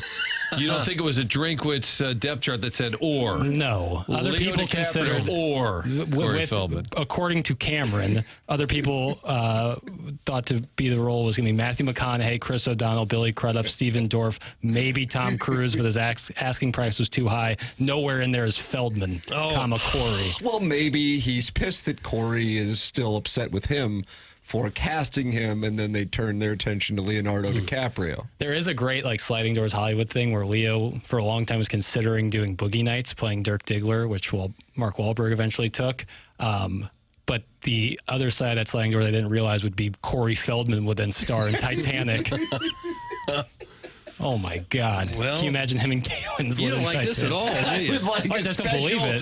Sometimes you need to do now emergency podcasts. Yeah. This is an emergency movie boy. How would Hollywood look if Leo did Dirk Diggler, Wahlberg, I could find a movie in 97 that he could have done instead, and then Corey Feldman was in James Cameron's Titanic. Oh, my God. I just don't believe it. Well, once you see the movie, you can't imagine anyone else in that part, though. But are you also Imagine Feldman just for a moment. I think he's taking into account Feldman's acting chops. Is that what you're doing as well? That, and then his stardom. I mean, you just heard the people I just listed off. Is Corey Feldman? Does that name we got ring the out? kid from Goonies. What do you think, huh? Yeah. Movie about that old ship. We could have Tom Cruise or, the kid from Goonies, Teddy DeChamp, and Stand By Me. The worst of the four in that movie. think I feel worse for Billy Corgan for having Corey Feldman on. This isn't the first time these two have gotten together on a podcast. It looks like back earlier in the year he was on there with Billy Corgan and claimed that he was repeat guest. Yeah, he was supposed to play Leo's role in What's Eating Gilbert Grape, but Johnny Depp had get out of him here. fired from it. Get out of here. Doug Jackson's not going to take Surely get some another emergency podcast. Johnny Depp claimed that Corey Feldman was a junkie and he doesn't work with junkies, so he was removed from What's Eating Gilbert Grape. Johnny Depp might need to revise that. All right, now I think I'm going to get Corey Feldman as a surprise guest just so he can announce, I was going to be Sly Stallone and Rocky but and bounce me that at is the like a last Sly second. Stallone thing where he is up for everything. You go back in the history. It's like Robert Redford too. Robert Redford's like, I was up for this, and it was like, okay, I guess. Cardinals but that's could have Robert had Kevin Redford, Brown. not Corey Cardinals were Feldman. right there with Mike Hampton. Cardinals could have had. That's They were right. always He didn't runner like up. the schools in St. Louis. Always if you recall. runner up. Wow, this Corey Feldman, he's live. Let's see, he'd be fun. It's really funny. That's really funny. Thinking of Titanic with Corey Feldman. I want him to just 3 hours of Corey Feldman. He needs to just lean into this. Yeah. Say, he should just put him say he's up for all these roles. I was going to be the Sox GM, and they hired Haim. He could just start claiming everything. Seriously. Doug, do you know that Butch Patrick was originally cast for the lead on Growing Pains? That's from Dale and Grubbill. It wouldn't have been Kirk Cameron. It would have been an older Butch Patrick. He was already an adult by then, wasn't he? Yeah, that'd be interesting. Well, that's what's going on. I bet there are some interesting stories about how they wanted certain actors for major roles, and they didn't take it, and the film went on to be a big success. Oh, look at this. This makes a lot of sense. It'd be really Movie interesting. Boy is off the rails Well, now. no. Cameron's original choice when he started writing it in the early 90s was River Phoenix, his co-star in Stand By The Me. late River Phoenix. That would have been amazing. So you're mad that Leonardo DiCaprio got it? No, because Leo took what was going to be Rivers. Don't just say Leo like you know him. When we're talking about Titanic, I can say Leo, and I people don't know who think I'm so. talking about. They're not. It's not Leo DeRocher. Like no one's thinking that. I thought it might be. He just old shamed you. But like River Phoenix, that would be fascinating. Corey Feldman was in The Lost Boys. Many people pointed it out. So maybe this DiCaprio thing is on point. No. With the Corey Haim. Haim? Haim is the band. Corey Haim is the actor. Was that License to Drive, Doug? I just wish I could help you. Hey, Tim, why does everyone look nice for work today and Jackson looks homeless again? He's wearing gym shorts with a hoodie. That's from Harrison's brother, Master. Okay. I'm not. You're not taking the bait. I'm not biting. There's no way for me to win there. He has sent that in, Martin, as you can see, 5 times. Well, because he's so funny, it couldn't possibly escape us. If we did, we would deprive the listeners, to borderline criminal to deprive us of that. And he finally got it read, so I guess it's a repetition win. works. It's a win. Pop the champagne.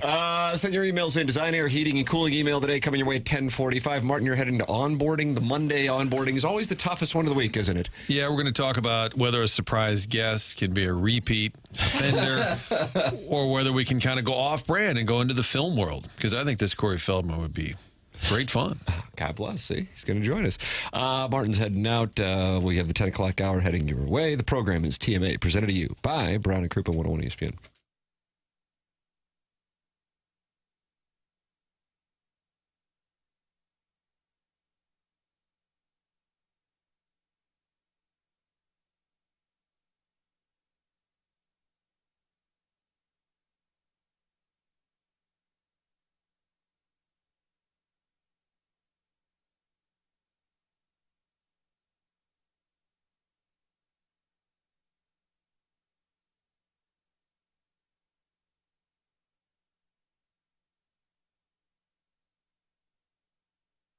It's Tim McKernan here for Universal Windows Direct. You can call them at 314-334-2522 or visit universalwindowsdirect.com to schedule your free in-home estimate.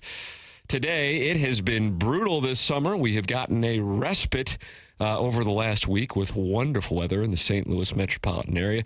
If your windows are not doing their job during the summer months, your cool air is going right out the window, literally. And that's why now is the time to call Universal Windows Direct for their buy 2 windows, get 2 free offer.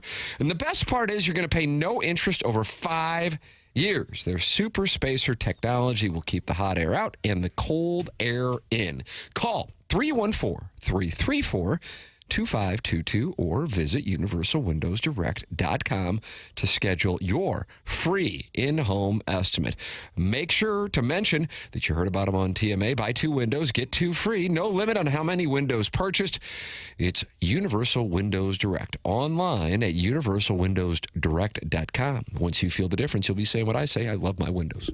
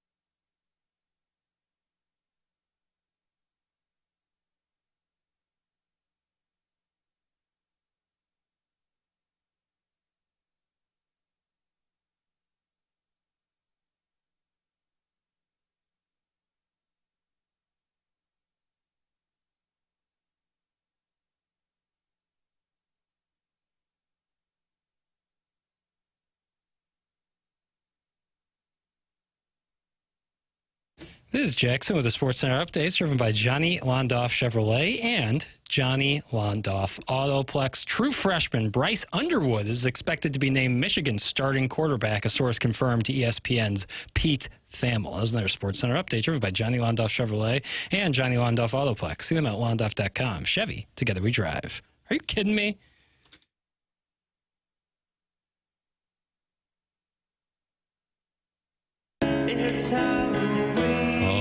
Oh, dog. Only 2 months. Yep. And 6 days away. I've been in a store lately. It looks like it's a week away.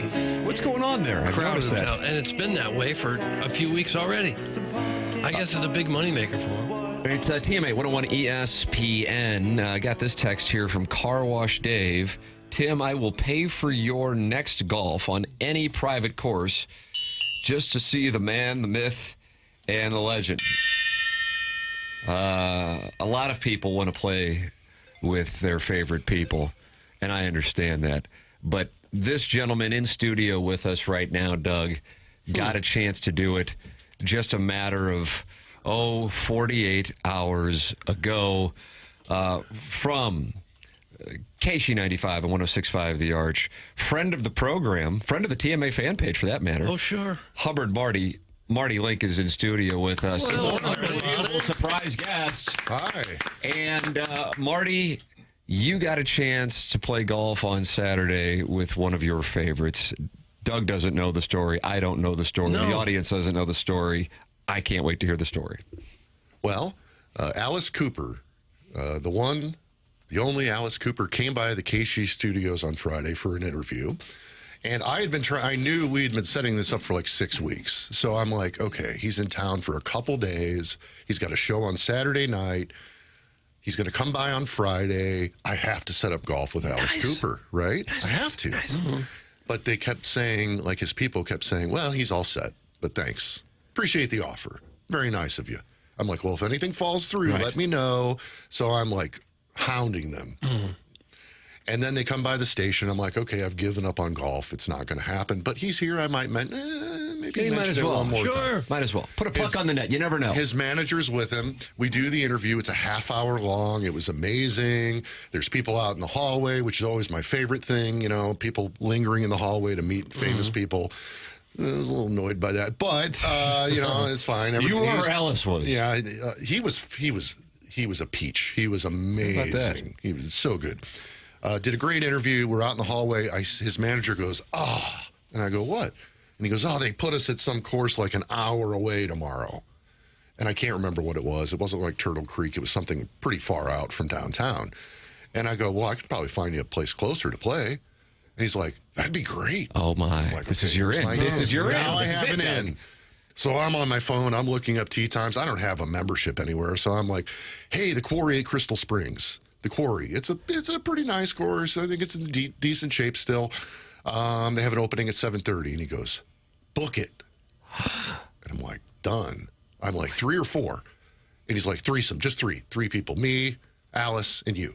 And I'm like, done. So I book it.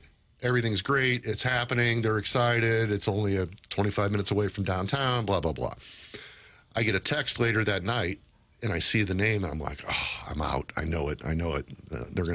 They found something else to do. And he goes, is Glen Echo nice? And I go, yeah. And he's like, okay, well, we're going to do Glen Echo instead. I said, if I can play, that would be great. But if you want solitude, I get it. And he's like, no, come on out. Yes. I'm in. Yes. 6:30. Glen Echo, first one's off. Woo-hoo! Me, Alice Cooper, and it ended up being 2 other guys. One of whom I'm friends with. Yes. A guy I play with on a regular basis. He was my card partner. And yes. he was great. A lot of fun. I don't know. He was the one who got us in to Glen Echo somehow. I don't know. I don't think he's a member, but whatever. Doesn't matter. Maybe an MAC member. I think they have reciprocal privileges there. There may have been some reciprocity. Oh, nice word. Thank you. Nice word. I think that's a real word. I could never come up with that. So anyway, we get off and we go on the first tee and we all hit our drives and mine was pretty decent. It was a little rough. Doug, was that a dog leg left up? If you can get it up in the air, you can cut that corner. It's just a matter of trying to the right. But I don't know anything. I'm just like, I'm going to try and hit it as straight as I can. I get it off into the rough a little bit. Alice Cooper hits his a little bit left. over the hill. And then he says, Alice Cooper rule number 1 of golf, everybody gets a par or better on the first hole. Wow. I like that. Sporting. Now I'm understanding how he's a 4 handicap. Oh, he's a 4? That's what I've heard. Oh, okay. 77-year-old, 4, pretty good. Yeah. And then we finish out the hole. Oh, and then with the second hole, somebody hits it to the right. Doug, and then somebody's second hole, the backyard. train is on your right. If you're going to miss, you're going to miss left, and the fairway slopes left to right. So just be careful that when you're kind of a long par 4. Yeah, that's going to put the man to the test. Long way home. I forget this is a talk show. I'm trying to rush through this story. No, we've got all the like time we're in the on a world. music station We're just or waiting for something. Buck Swope's email. Right. Somebody hits it to the right into the trees, and it looks like there's probably backyards over there. I don't know if there are. And Alice goes, "Oh, that's the Ferguson's yard. Do you know the Fergusons, Marty?" And I'm like, "No." He just tells old man jokes, dad jokes. Oh, I hear they're really nice people. And so then that goes on, and then he used a foot wedge one time. I said, "Oh, did he?" Yeah, that helps the 4 handicap too. Was it supposed to be seen, or was it like, well, No, he winter didn't care. rules, winter rules? Foot He just kicked it wedge. right on out. Yeah. One time he hit one, and it wasn't very good. He goes, "I'm going to hit another." So it's just like, and I can't keep score because we're moving so fast. Oh, he's at a quick pace? 2 hours, 45 minutes. No way. You know, the first one's off, so there's nobody in front of us. So it's just like, don't. And what's your buddy's name with the long hair? Steve. So he's my cart partner, and I go, "I don't see my ball in the rough here," and he goes, "Just drop one. Let's go." So it's just go, because Alice Cooper he has to take his wife out to lunch that day. They're going to go see a movie before the concert. I mean, the concert starts at 7:30, and we're out there till 9:30. So he's got this full day. Got a full day. Planned. But it's just dad joke, dad joke, dad joke. But the coolest part was, he goes, he's sponsored by Callaway. So he's got this full set of elite, everything, every wood. I think he has a driver, a 2-wood, a 3-wood, a 4-wood, a 5-wood, a 7-wood, you know, all this, and the elite irons and the nice putter and all the Callaway balls you could use. And he saw me swing my ping, and he's like, "If I wasn't a Callaway guy, I think I'd be a ping guy. Can I try that?" So now he's trying out my clubs. He's got the elite mini driver. He's like, "You want to swing this?" I'm like, "Yeah." So it was just golf. Oh, my God. There was no family talk. There was no music business talk. It was just, and he said, the reason I picked up golf is I'm an addictive personality, and I was addicted to booze, and I had to quit. So I used to play baseball. I thought, oh, really? If I can hit a moving baseball, I can hit a still golf ball. He fell in love with it, quit drinking, and became addicted to that. How about that? Yeah. Wow. He seems like kind of a normal guy when you hear him interviewed. He is like you wouldn't expect he's it a necessarily. normal, kind of nerdy guy. Yeah. Yeah. But he just puts on this crazy show where there's beheadings and blood and stuff. But everyone likes a good beheading, though. I love it. So that's really the story. So how would you characterize, like, sum up in a paragraph what the experience was like? Because you wanted this so badly, you were able to pull it off. Great golf course. Yes, amazing golf course. Fast with Alice greens. Cooper. Fast greens with Alice Cooper. It was. I played 3 rounds this weekend. Oh, good It for was you. the most exciting, but the least fun. Huh. Because I was playing with Alice Cooper. It was surreal. Yeah. But the pace was so fast. I could not keep score. And it really pissed me off. Like I'm playing Glen Echo. I want to know what I shot. Sure. I shot between an 80 and an 87. I have no idea. When we were texting on Friday night, I said, beware. Doug, is it number 11? That's the 250-yard par 3? I don't know the numbers. Got to do it. How did you decide to attack that? Oh, the long one. I hit the green. Attaboy. I pulled out a 3-wood. Attaboy. Doug, it's a par 3, 250. Yeah, I was playing more like 225 that day. 225. Aim left. I aimed left. It faded. I landed on the green, stuck the green, and parred it. 2-putt par. It was exciting. I was so excited. And they were like, nice shot. Nobody was excited. No, nobody was excited. What about Alice? What did he do? Doug, pull up the video of Alice Cooper. Oh, number he was 11 at short Glen. right. Short right. Short right? Yep. Do you call him Alice, or do you call him I his didn't real name? call him anything. I just said, hey, you don't know what to call him. What's up? I see his real name is Vincent Fernier. Vincent. Vincent Fernier. And he never left a putt short. I was waiting to he would see. attack? I was waiting to see if he called himself Alice. You know, when you leave a putt Yeah. short, Doug, you would have loved that. Oh, You that would would have have been loved that. great. That's great old man humor. He would have if he had left one short, but he was attacking.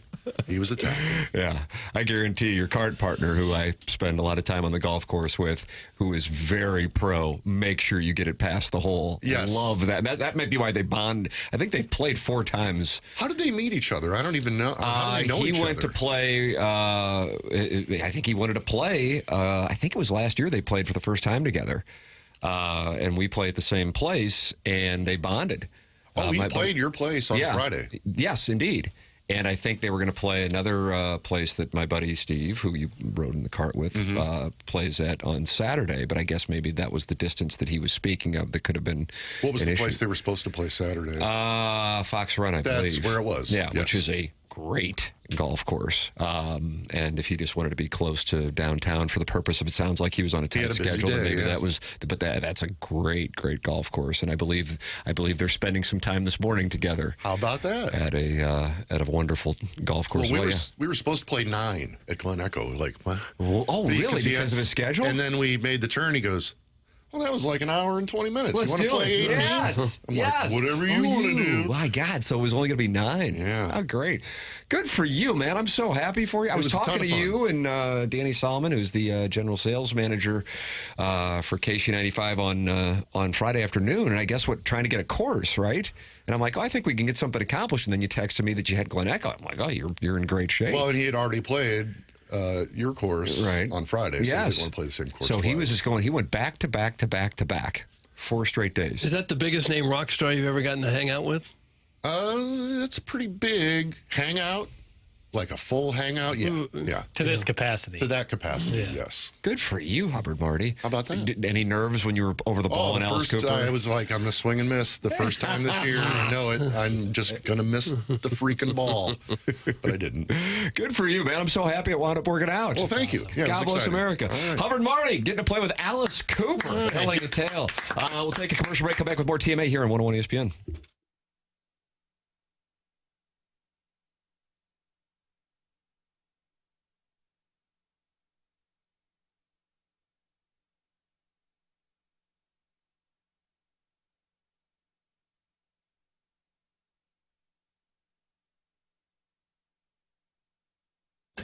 You've heard the name Stiefel, and it is Stiefel. It's not Stiffle. We have to keep reminding people that. They sponsor everything, including our broadcast dossier. But did you know they're also throwing one of the biggest parties St. Louis has seen since the parade down Market Street in 2019. It's the Stiefel Charity Classic. New title, new energy. It's all going down September 4th through the 7th at Norwood Hills Country Club, where legends from the PGA Tour champions will be here to square off. And did we mention there's also a concert? OAR is performing live at the Friday night community concert presented by Car Shield. That's right, of a Revolution, bringing the good vibes and all of their sing-alongs. Friday tickets cost $50, golf and OAR included. These bad boys selling faster than a Friday foursome at the Dotem. Kids 16 and under, also active military, veterans, and first responders. You are all in free because you are awesome. That's Stiefel again, Stiefel, Stifel, charityclassic.com. We will see you there, St. Louis.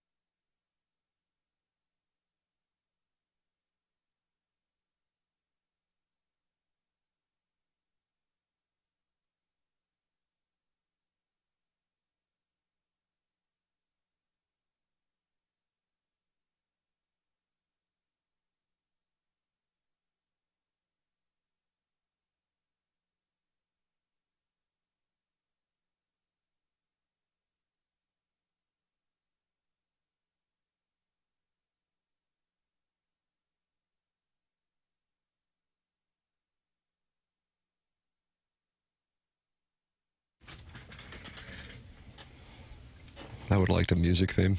I'm a little pissed. Is this passive aggressive?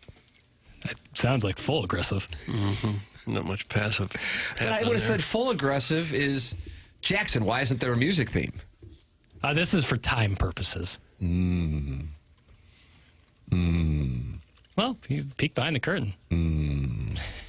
It's Team A 101 ESPN. Tim McKernan, Doug Vaughn, Chairman Kurt sliding into the dais when Martin goes to onboarding and little Jackie Paper. Send your emails in for the Design Air Heating and Cooling email of the day, which comes your way in about 20 minutes here on the program. The morning after at InsideSTL.com. And producer Joe kindly giving away 4 tickets and parking passes for tonight's Cardinals and Pirates game. Doug, tonight, why it should be a Jim Dandy. It is a treat to get that, yeah. Thank you, producer Joe. That's very nice. At Prod Joe.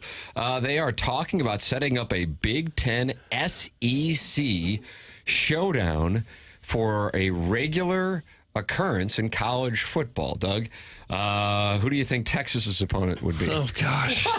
Come on, lock in. More guessing games. I can't pick all of these guessing games. Some of them, sure. Who is Texas' opponent from the Big 10. Yeah, who's the Texas? Just supposed to be an obvious thing that pops right into mind. mind. Who's the Texas of the Big 10? God bless America.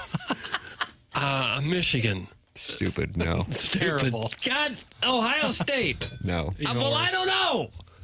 Illinois. Wow. You're high on ILL this year. Who's the Texas of the Big 10? Clearly, it's Oregon. Got to do some show prep. Okay. We got to. 20 years in, it's time for show prep. Okay, how about Purdue? Wow. Penn State. Yes! Okay. Yes! Oh. Who's Georgia? Oh, no. No. USC. No. No. Not a bad guess. Washington. No, that's a bad guess.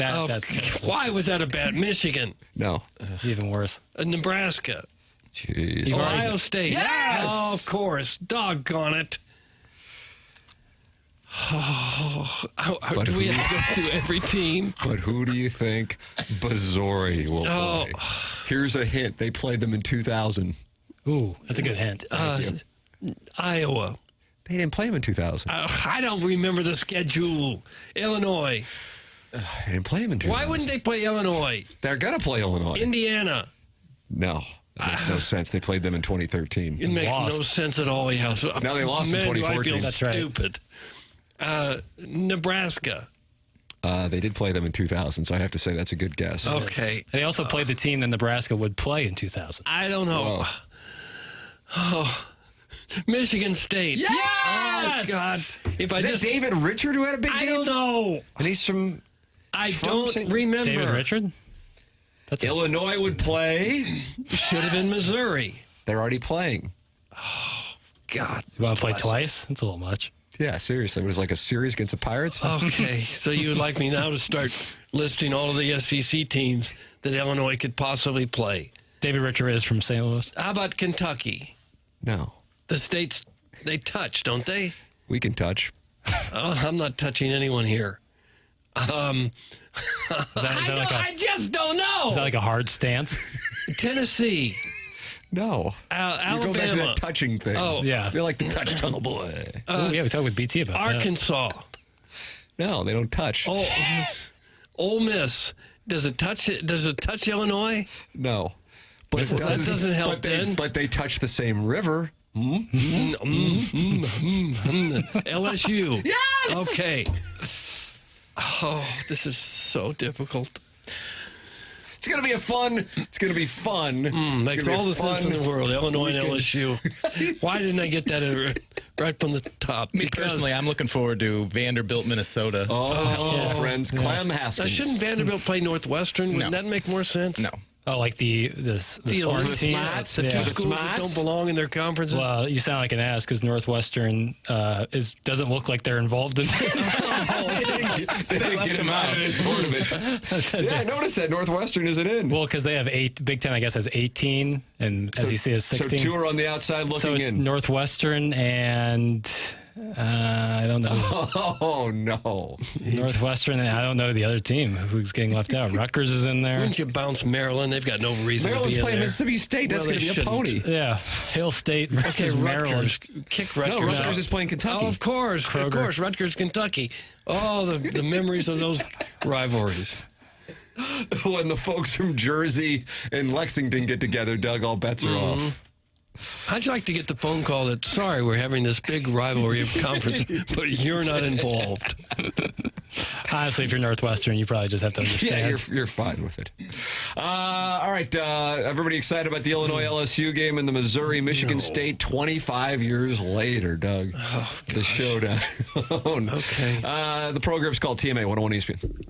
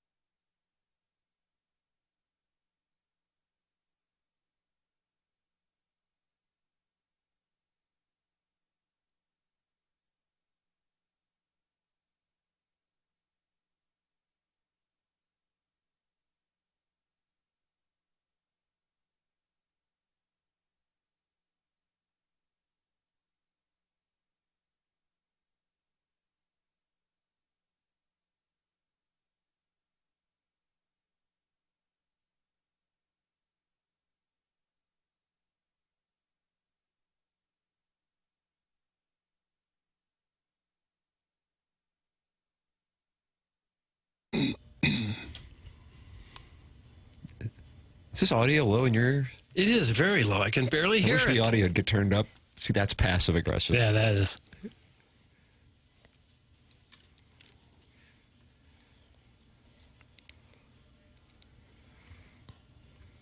This is kind of a New Jack Swing sound, isn't it? Like Teddy Riley, New Jack Swing. You like that? I guess so. Sounds a little like Belle Biv DeVoe, a little Yeah, that was Poison. part of the New Jack era. Yeah. Who do we have here, Papers? Under Pressure by Boyz II Men. Also on. What is our Boyz II Men reasoning today? I don't think you ever need a reason to play Boyz II Men. Bold. I'll be darned. I think just waking up and existing is a reason to play Boyz II Men. So. You like them that much? Just classic, you know. Okay. Or whatever you say. They're arguing about Illinois in that LSU matchup in the Michelob Ultra YouTube chat right now, youtube.com/TMASTL. Steve Gottsagen's teleprompter says, is Illinois football a thing still?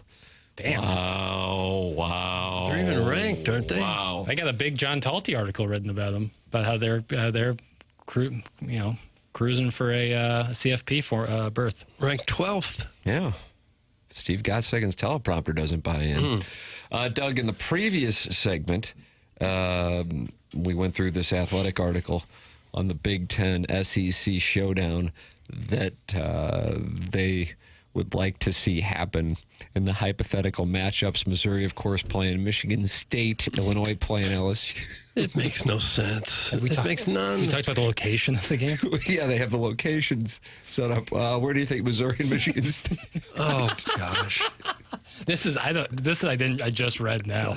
What the hell? How about East Lansing? Did you not see me in my playbook over here? Oh my God, this is unbelievable. Where would you like to see him play?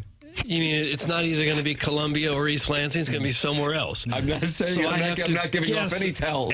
Toledo. Why not play in Toledo? Warmer than you'd think. No, not Toledo. It's a ridiculous statement. Oh my God. How about Sandusky, Ohio? No, getting warmer. Yeah, I'm getting close. Columbus, Ohio. No. Cleveland. You have two more guesses. No, you got one more guess. Can I have an initial?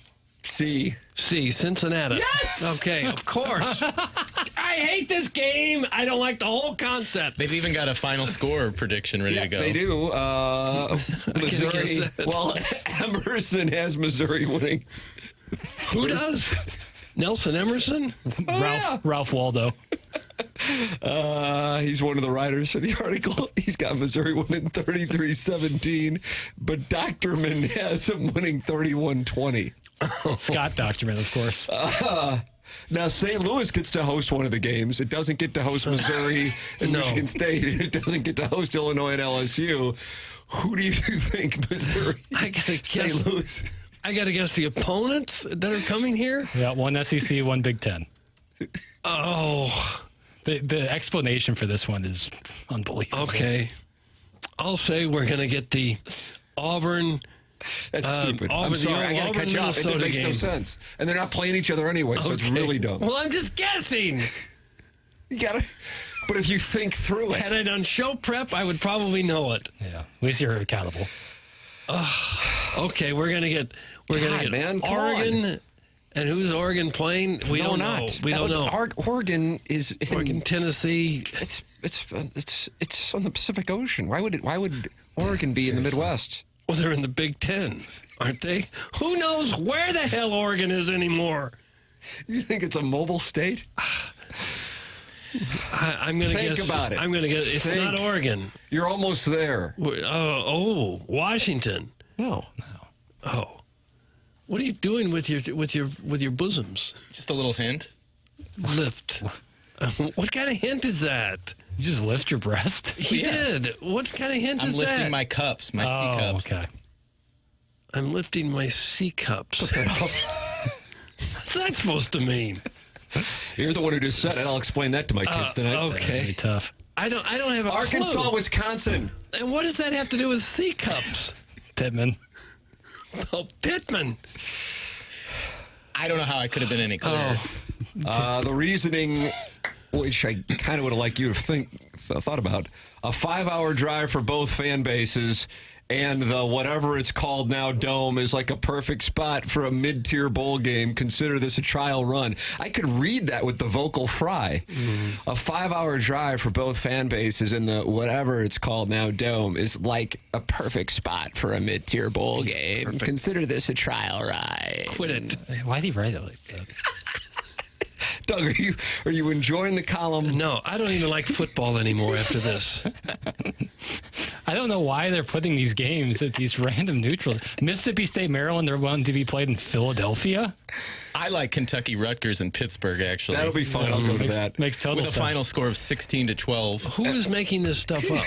Doctorman and Emerson? Ralph Waldo Emerson. Why do we care what these children are writing? They want the Ole Miss USC game played on the tarmac at LAX. Who do you think Doctorman has winning the showdown? Oh, gosh. In which game? The whole thing. SEC versus Big Ten. Big Ten? Yes. Okay. At least I got that right. Alabama, Oregon played in Denver. That's going to be fun. It's a good meeting spot. And LSU, Illinois will be played. Poughkeepsie? No. Dude. Gosh. Tallahassee? No. Cape Girardeau? All right, now you're getting close. Okay. Really close. Oh, Kansas City. No, Memphis. Yes. Okay. When it comes to Illinois, most people think only of Chicago. In reality, temperature and accent are the only things culturally that separate downstate Illinois from the Mid-South. Of course, Louisiana is different from everybody else. End explanation. Why did we need this article at all? Well, when Emerson and Doctorman get together, you throw the record books right out the window. That's exactly right. For the record, they both have LSU winning. Bastards. These games aren't going to happen, are they? If there is a God. Not with that attitude. Doug is so disappointing. That's a Moist salute. Good for you, So Moist salute. We have a text of the day. So disappointing. Did you talk about Auburn, Iowa, where that one's going? Where's that one? That would be in Munich. Of course. Doug, I would have gotten that one. Grow if you the hadn't game. said I would it. like to present this column as one of my 5,000 exhibits for the state of our industry. Let's come up with a conference showdown. We'll come up with the scores of the fictitious games as well as the locations. And for the record, one of them will be in Munich and another one will be at Tarmac in LAX. It's absolutely Submit no the reason. article. Let's go get lunch. No reason to ever go to journalism school. That's it. Iowa's strong German heritage and zest for Oktoberfest libations almost makes it a home game for them. Yeah, There you I'm go. sure they'll feel that way. Email in Design Air Heating and Cooling email of the day is coming up. Doug, you know anything about Design Air? I think you do. Yes, I do. I know Seth Goldcamp, who runs it, does a fantastic job. These are the people you need to know. If anything should ever go wrong with your air conditioner or with your furnace, right now we're still worried about the air conditioner, but maybe not if the temperatures stay as mild as they are right now. But sooner or later, something's going to happen to that old beast, and you need to keep it running. And Seth Goldcamp and his team of technicians can do that for you. They've been doing it since 1904, more than a century of keeping homes comfortable and customers happy. At Design Air, they believe in honest work. You'll never be sold something you don't need, whether you're dealing with the cold or the heat. They've got your back with dependable service and no-pressure solutions. Head them out to my house. They just do a fantastic job. Visit designairservice.com. Schedule your service today. Design Air, comfort you can count on since 1904, and perhaps most importantly, home of the handsome repairman. Ask for Larry, the Silver Fox. He's the Silver Fox. Design Air Heating and Cooling email today next year on TMA 101 ESPN.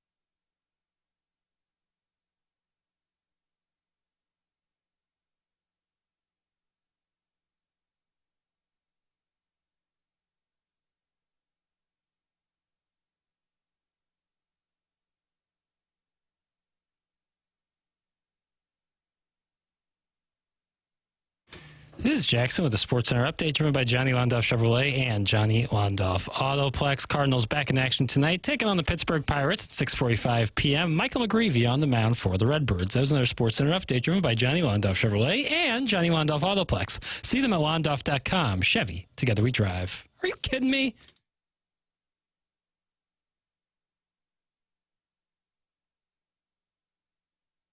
Welcome back. TMA 101 ESPN. Feeling a little sluggish on a Monday morning? That can be a sign of low testosterone. Check out Mentality at mentalityhealth.com/radio and get tested like I did. I was in and out in 20 minutes at Mentality, a local healthcare facility that specializes in helping men feel and perform at their very best with board-certified physicians, providing a full physical consultation and blood panel analysis all during your first visit. Mentality focuses on free testosterone levels, which many doctors overlook, ensuring your treatment is tailored to your body. It's Mentality. Stop settling for a fraction of your potential. Mentality is your chance to take back control. Visit mentalityhealth.com/radio to find out more information, or check out mentalityhealth.com/radio for some possible discounts. Ladies and gentlemen, it is time for our Design Air Heating and Cooling email of the day. Okay. Guys, catching up on my gym roam this weekend. This year's Smack Off is on Halloween. Eli Drink has a golden ticket, and they are offering a video Zoom option. Will he do it? Does he dress up as Luke Skywalker? Thanks. That's from Dan Beal. Dan Beal. Okay. Keep in mind, producer Joe is giving away 4 tickets to the Cardinals and Pirates tonight, along with parking for the prize, Doug. So I need you to dial in here. Okay. You seem like you might have blown off that athletic article. Second prize is 8 tickets. I enjoyed it. And young, Pelusi would pick up the phone, quickly spit out 590 hold, then immediately put them on hold. It was awesome. Eddie Hoodles, how about them Cowboys, huh? Pretty good. Football team. I don't know. Hear me whisper about the Colts starting quarterback at youtube.com/ASMRTingTing34. Thanks. And free perk. That's our #1 Asian intern, Brian Henshin, a.k.a. ASMR Rapunzel 33.5. Not to be confused with ASMR Ting Ting 34. Visit my page for a whisper read of Corey Feldman's filmography. Subscribe and email evidence to Mr. Martin with Mr. Tim and myself CC'd, and get special access to what that Corey guy's filmography would have looked like if he had gotten the role of Miss Rose in Mr. the Titanic. Mr. the Titanic. Brian Henshin. Hey guys, regarding my previous communication, I wanted to reiterate that it's ASMR Ting Ting for the whispered Colts take. ASMR Rapunzel for the knockoff movie boy takes. Thanks, and Anyong. That's our #1 Asian intern, Brian Henshin, a.k.a. ASMR Leo. I'm a Patreon exclusive. Find the page, donate, then dial the phone number that pops up for a chance to be immediately put on hold without a single spoken word. Because your name showed up on caller ID or whatever. Brian Henshin again. Tough weekend.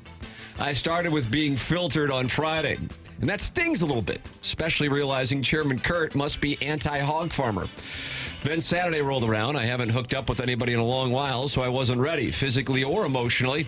As my new lover pulled off my overalls, I remember I hadn't shaved my legs in over a year, and then I heard it. Get out of my double-wide, Sasquatch. Doug, that's from Midge. Wow. Midge. And finally, I think the org as a whole is in a pretty good spot. Well, if you consider getting blown out by a bad team in an empty minor league stadium after a 4-hour rain delay to fall to 5.5 games out of the last spot in a watered-down MLB postseason to be a good spot. Ours is the type of presentation where a parade of dweebs armed with hot takes on Micah Parsons, garage mattresses, and river baptisms. Feel free to drop in at any time and just see how long they're allowed to stay on the air. You think that's what they're doing? Without saying anything the least bit interesting. Man, the calls have been terrible over the last week. Last week we had the Crooked Youth basketball referee calling in with an off-the-books live read, trying to unload a single golf foursome.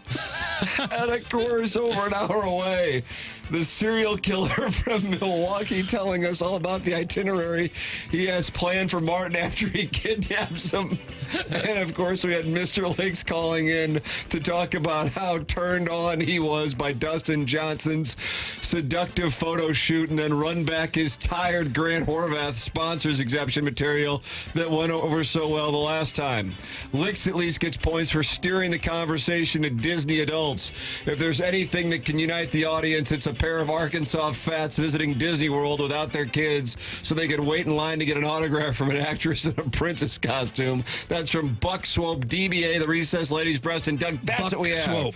The Design, Air, Heating, and Cooling email today. What you got? Well, I think it's pretty obvious. Buck Swope wins again for me. Buck Swope. It's Swope for me as well. Well, it was a great effort by Midge, but it's Buck Swope's time around here. Buck Swope has taken the lead in the August Design, Air, Heating, and Cooling email of the day standings. Congratulations to Buck Swope. You're going to see the Cardinals play the Pirates tonight with a parking pass from producer Joe. Time for us to shut it down. For Jackson Burkett, for Chairman Kurt, for Martin Kilcoyne, for my brother Kevin, for Douglas Sullivan Vaughn, I'm Tim McKernan. This has been TMA, presented by Brown & Crouppen on 101 ESPN.